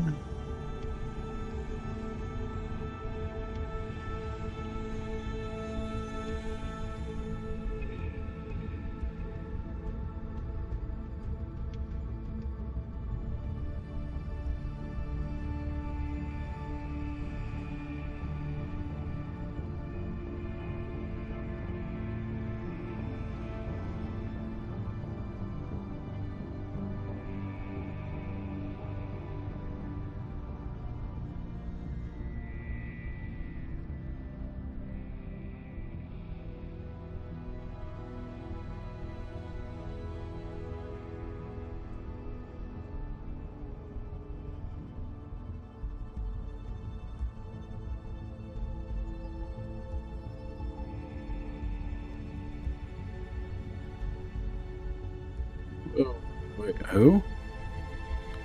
Oh, okay. Lead Centurion. Okay. He looks annoying.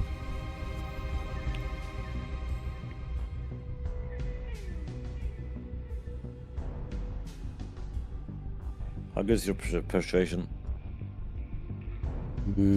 6. 5 normally. 6 with this. Well, same level to me then, and plus the one with the ring. What? We have the same level of persuasion. If you don't have counter ring. I can equip the ring. I don't think I have anything else. Do you want it? I'm sure I'm going to be better than you in persuasion.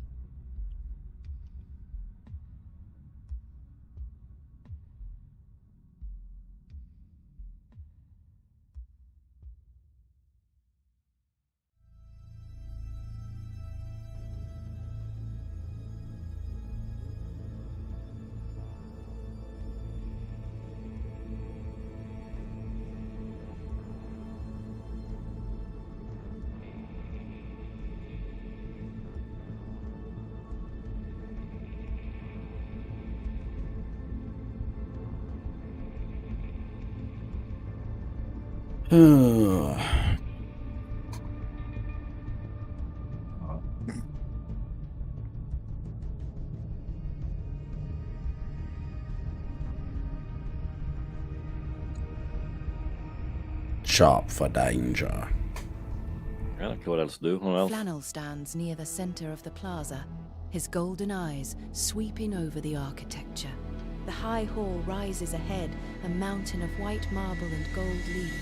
Its massive double doors are made of solid, polished oak, reinforced with bands of cold iron, currently flanked by 2 massive statues of lions with sapphires for eyes. To the left, a long marble colonnade stretches toward the city's arches, each pillar carved with the likeness of a different founding patriarch. Between the phalanx Well, I mean, of I could guards try and the something rising fun in fog, next a time, I heavy guess. iron brazier burns with a steady blue flame, casting long, dancing shadows against the polished floor. Flannel's gaze shifts to the periphery, looking for the predators Lysandra described. High above the plaza, he spots a series of jagged, crystalline webs spun between the spires of the high hall and the nearby villas, thin, shimmering strands that vibrate with a low, planar hum. Near the base of a decorative sundial, Flannel notices a discarded, silver-chased scroll tube and a leather satchel that has been shredded by something with long surgical claws. The ground here is littered with spent crossbow bolts and several small, glowing stones that seem to have fallen from a Githyanki's armor. Cyrus closes his eyes, extending his senses to the vibrations of the weave. The air around him feels like a pressurized chamber. He detects a sharp, localized distortion of magic near the archways of the colonnade. It isn't a Githyanki blink, but rather a lingering aura of transmutation magic, as if the stones themselves are being slowly altered by the violet fog. His presence causes the nearby magical lanterns to flicker and die, but his inner sense remains clear. There is no hostile teleportation imminent within the immediate 60 feet.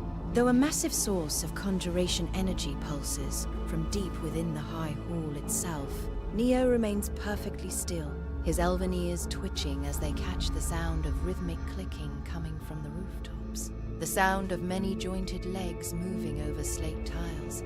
He watches the flaming fist soldiers, noting that their plate armor is etched with protective runes that are currently glowing a faint defensive amber. On the far side of the plaza, a shattered carriage lies overturned, its silk curtains fluttering in the ozone-heavy breeze. A trail of loose gold coins leads from the carriage toward a dark sewer grate, glinting intermittently in the blue light of the brazier. Tiberius Hayes stumbles toward the lean centurion, his hand shaking so violently that he nearly drops the leather satchel. He thrusts the bag forward, his voice a panicked rasp as he blurts out the news of the harbor breach. The lead centurion snatches the bag with a sharp, leather-on-leather snap, his eyes hardening as he inspects the council's wax seal. He barks a single, guttural command, and the phalanx of shields parts, with military delicacy, creating a narrow lane of steel that leads directly to the high hall's threshold. It's all there. The tunnels. They're coming from the water. Form up. Path is open. Get inside before the fog swallows the plaza. Lysandra Wolf glides past Tiberius, her emerald robes snapping in the wind. She gestures with her spyglass toward Flannel and the others, her voice cutting through the din of the bells with icy authority. Septimus Hallow falls back, his halberd leveled at the rooftops where the clicking sounds originate, while Brunhild Hammerstone retreats toward the doors, her crossbow held steady. She grumbles about the unnatural silence of the plaza, her boots echoing against the granite as she moves to the rear of the group. These are under my escort. Open the inner sanctum. The council will see them now. Watch the eaves. Something's crawling up there. Too quiet for my liking. Move your hides. Look at that, I just learned perception. Yes. Yes, my element here is a nice enough show. Look at any. I ain't learnt nothing. No abilities. Says the big Hulk. Yeah. Running around with decapitated heads. Well, you got to add to the collection, surely. I'm going to take one of the. If this spider has a head, I'm taking. There we go. I knew it. Yoda had a head fetish. Run, run! I'm a headhunter. Yeah. The second your character goes to sleep, I'm gonna make the heads freaking yell at you.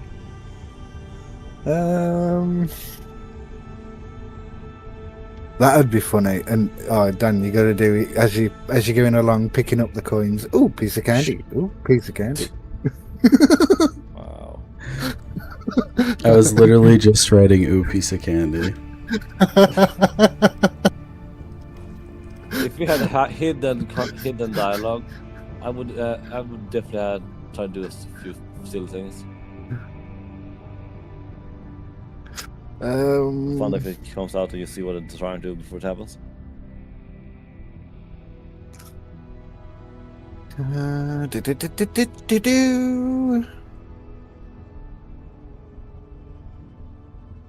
Look out, or summon Ghostbuster on you. Let's hope we don't make them sing while I'm fighting.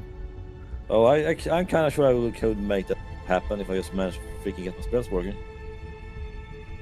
It'd be funny. It would to have them sing. Three ghost characters just showing up and who you call? Ghostbuster.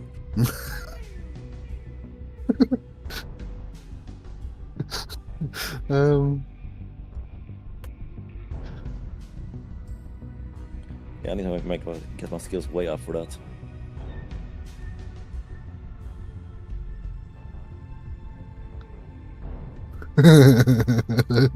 Ooh, be scary.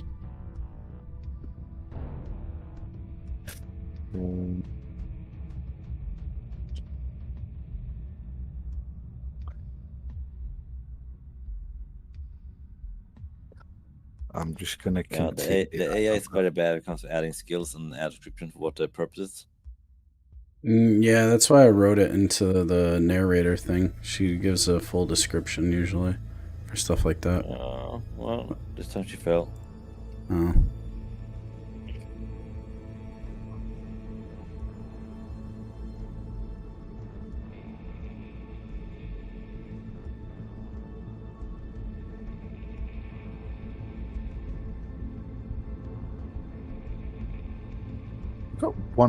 We got loads of people, and they look pretty damn strong to be on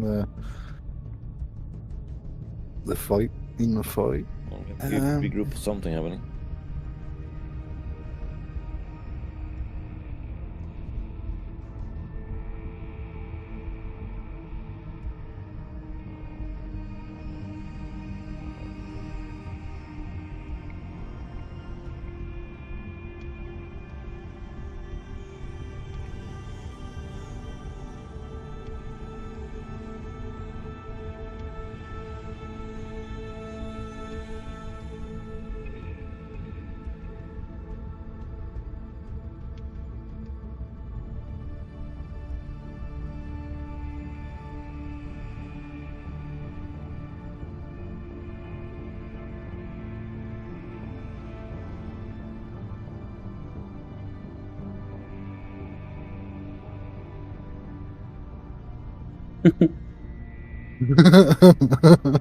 I'm gonna add it.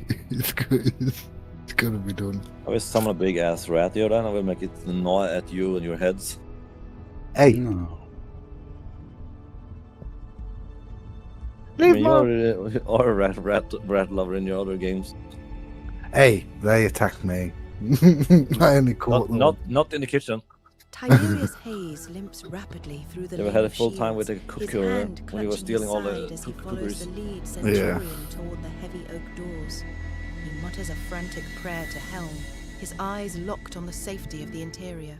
Lysandra Wolf keeps pace with the party, her gaze sweeping the high spires and the shimmering crystalline webs. She shoots a sharp look at the blue dragonborn, her voice cutting through the ozone. Do not dawdle for trinkets. The sanctity of the High Hall is the only thing keeping the planar rot at bay, and even that is fraying. Flannel ignores the rebuke, his golden eyes fixed on a pulsating violet gem that has fallen near a stone lion's paw.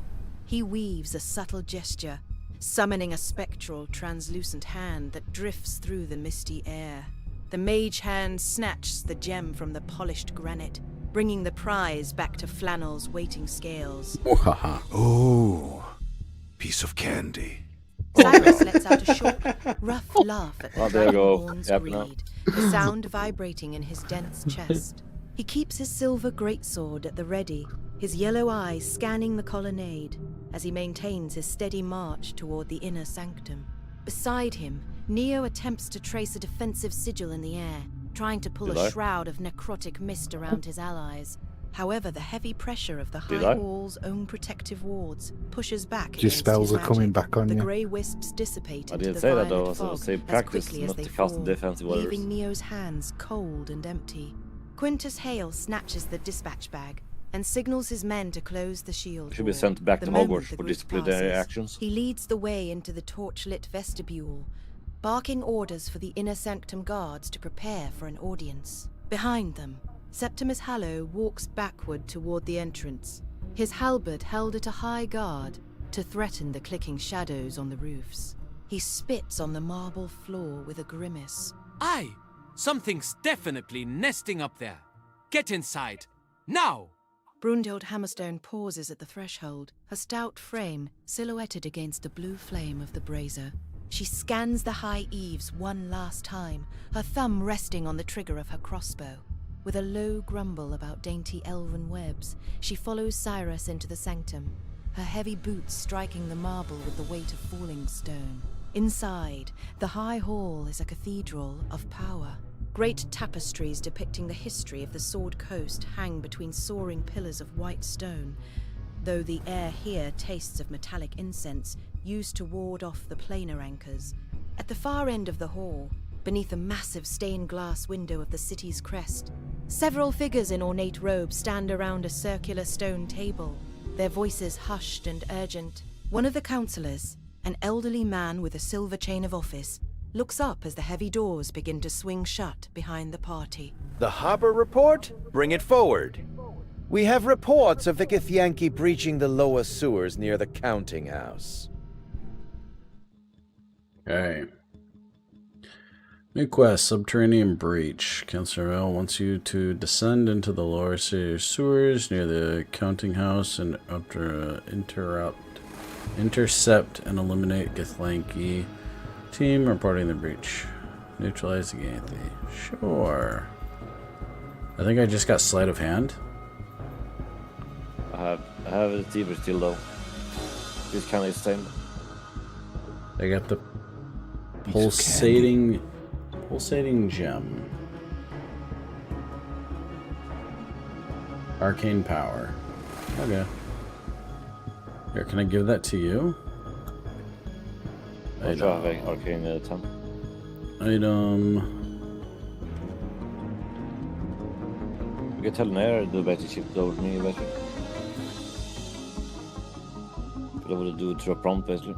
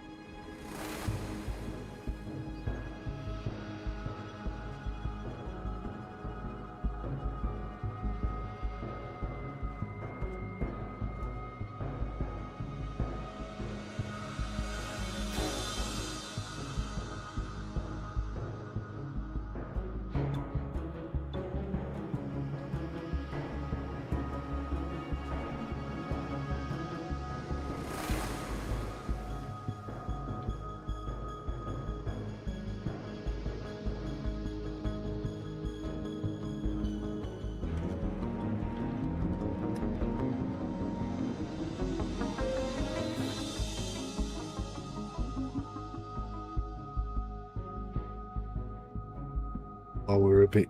No, we've got a spider lurking, but we've got a bit like time. Say my P's and Q's.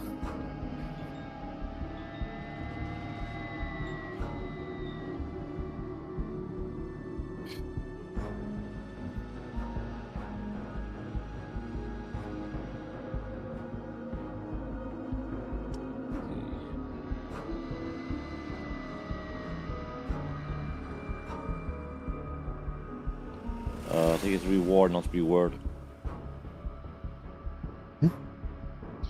Oh, Dan wrote reward, not the reward word. It's you might have to. It's A instead of an L. Yeah. Sorry, dude, but I want a new word. You not Reword. Like a reward. Reward. I'd like some gear for the party. That'd be pretty cool. You are one hardy barmaid. I gotta thank her, innit? So. How's everyone liking it so far? I like it. Get up here. How's chat liking it? Are they very quiet? I've had quite a few people popping in and out though. Okay. This is a very enjoyable experience though, having this audiobook kind of interactive experience.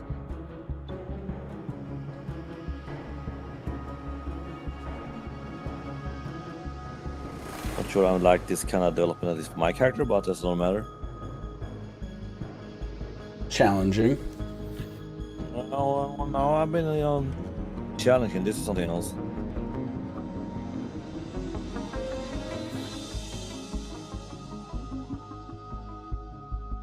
Yeah, I've never really had much luck with necromancy. I have not been having luck with this kind of setup, to be fair.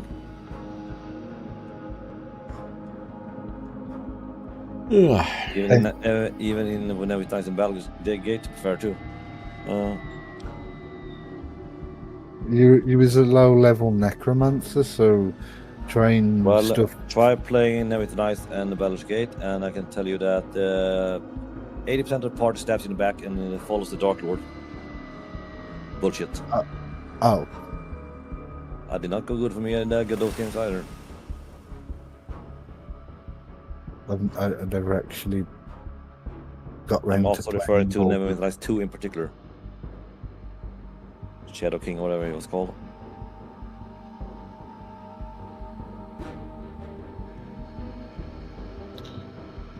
One pulsating gem to Neo persuaded him to ask for a reward for being Tiberius Hayes.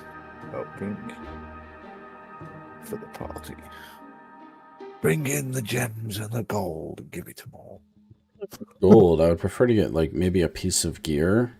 Something useful for one of us. Yeah.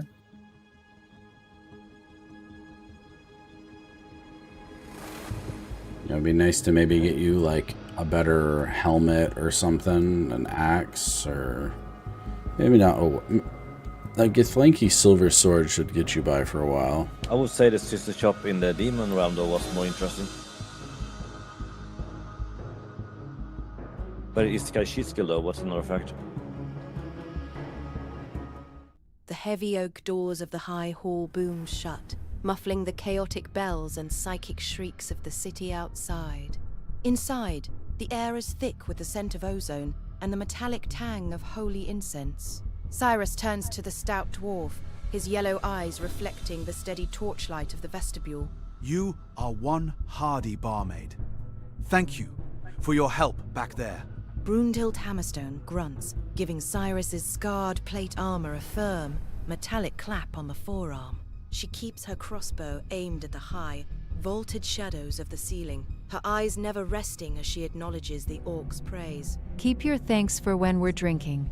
If we make it through the night, the first round at the elf song is on me. Now watch the rafters. Flannel reaches into his travel-worn robes and pulls out a pulsating violet gem, its inner light throbbing in rhythm with the planar rifts outside. He presses the stone into Neo's hand before turning his golden, unblinking gaze toward the gathered officials. Neo accepts the gift, with a slight bow of his head, his fingers tracing the cold surface of the gem as he continues to channel thin, grey wisps of necrotic energy around his person to steady his focus. We have brought your messenger and his secrets through blood and fog. Such service to the Council surely warrants more than mere gratitude. A reward from your vaults, steel for my companions or charms for the road, would ensure our continued interest in your city's survival. Tiberius Hayes leans heavily against a fluted marble pillar, his face pale as he nods. It's just me, or is this like Echo and people talking? Councillor Van steps forward, his silver chain of office clinking against his velvet robes as he reaches out for the dispatch bag held by the centurion. Because it's on Discord. If this report confirms what I fear, the city is indeed in your debt. I will personally see you outfitted from our private armory once we assess the damage. However, if the harbor tunnels are breached, you will find no shortage of work to earn that gold. Lysandra Wolfe adjusts her brass spyglass, watching Flannel and Neo with a look of clinical disapproval before addressing the councillor. She points toward a side door leading toward the administrative wings, her voice cutting through the hushed tension of the hall with cold delicacy. While the report is verified, direct these volunteers to the adjunct master. Give them requisition marks for whatever surplus gear remains before the Flaming Fist strips the racks bare. Van takes the bag and breaks the wax seal with a trembling hand, his grey eyes scanning the parchment as his jaw sets in a hard line. He looks up at the party, the urgency in his gaze overriding his previous formality as he points toward the lower levels of the hall. The Githyanki have entered the primary sewer arteries beneath the counting house. If they collapse the city's foundations from below, the High Hall falls with it.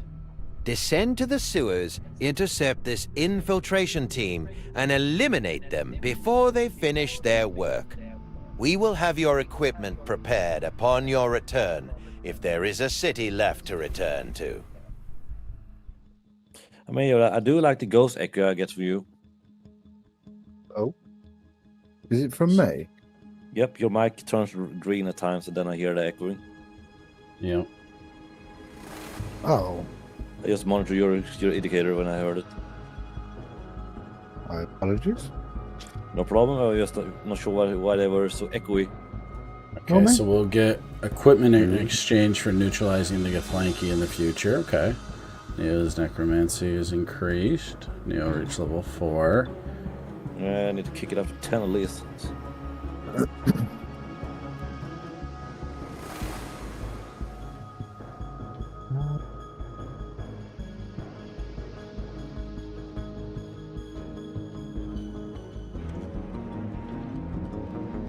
See if that works.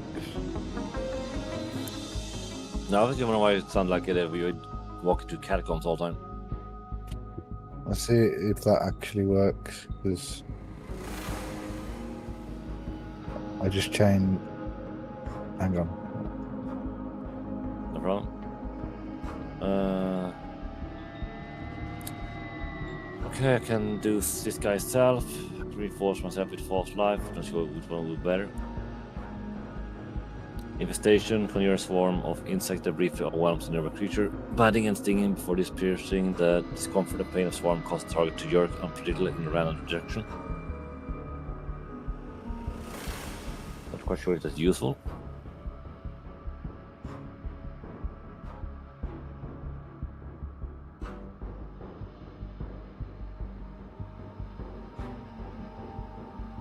I mean, Ray 60 might be getting better.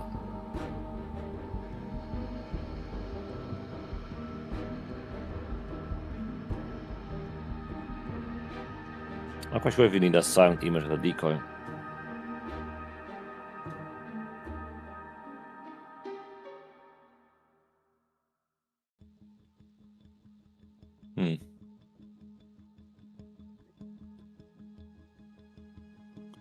I mean, this guy's self just changed how I look entirely. But it's not safe for touch test, basically.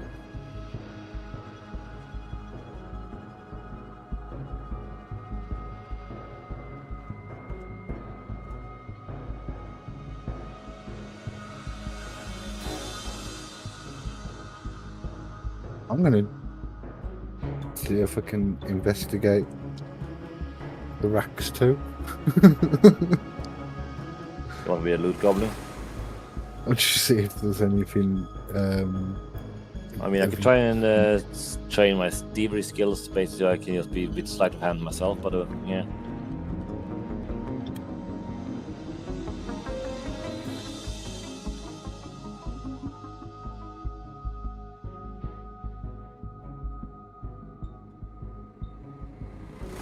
No clue what to use, so whatever.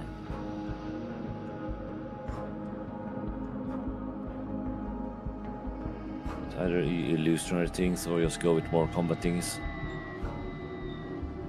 If I can even use them this.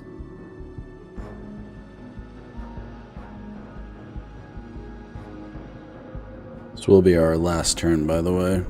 To wrap it up, it's 2 a.m., 3 a.m. for you, Neo. Well, I know where to go early tomorrow, so I gotta be up. yeah.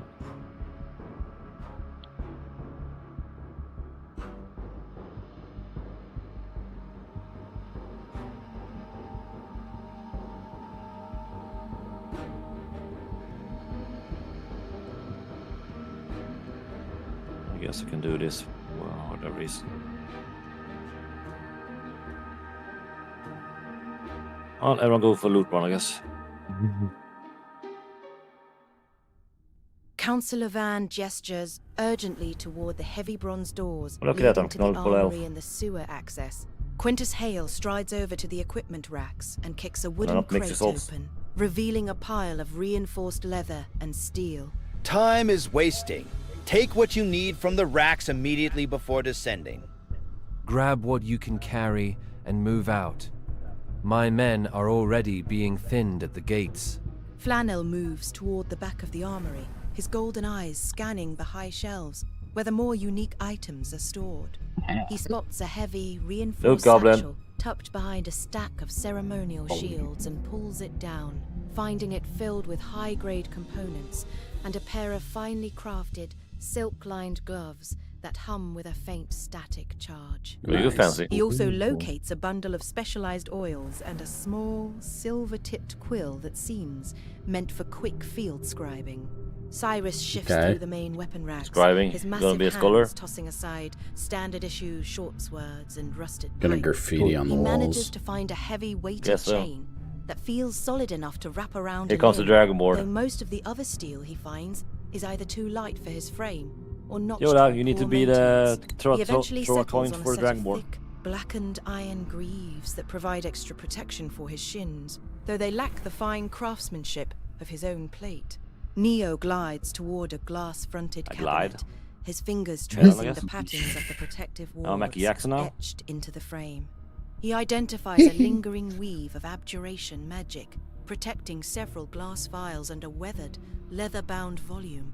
With a precise tap on a specific rune, he bypasses the locking look at that. mechanism and retrieves 3 vials of clear, shimmering liquid that smells of holy water and crushed herbs. Okay, no? He also pockets a small Hey, me to jade-carved church. idol that vibrates with a Yeah, low, kinda like a killer calming vampire now. frequency, Or a likely ghost. intended to stabilize a caster's focus. That These could will help serve you. us well when the dark reaches for Sounds- us. With their gear gathered, the group stands before the heavy bronze gate that leads to the damp, echoing spiral staircase of the sewers. The sound of rushing water and distant, metallic clanging rises from the Small gloom below. jade-carved idol might Septimus help. Hallow stands at the top of the stairs, his halberd lowered in a grim Especially mine, salute, at least. while Brunhild Hammerstone gives her crossbow a final, satisfied click. Nice. Wow.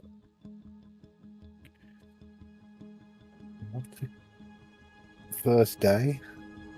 Well, I got 1+ of wisdom with idol. Yeah, I got gloves of sleight of hand.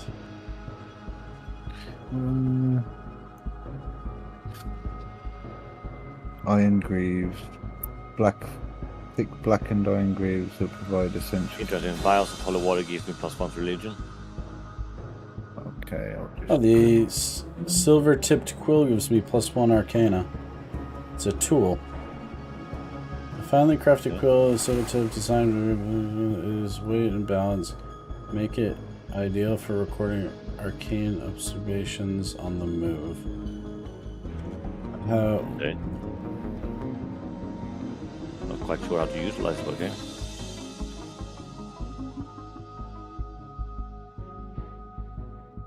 I don't know.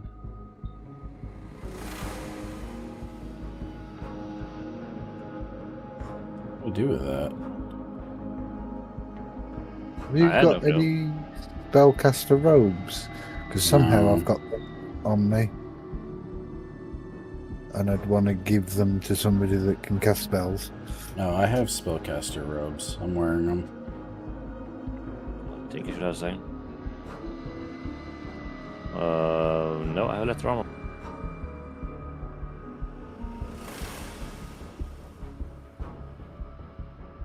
Interesting. If we end now, do we lose what we just got? No, it's safe. We will leave. Okay. All right, then Just this stop is exactly gonna. where.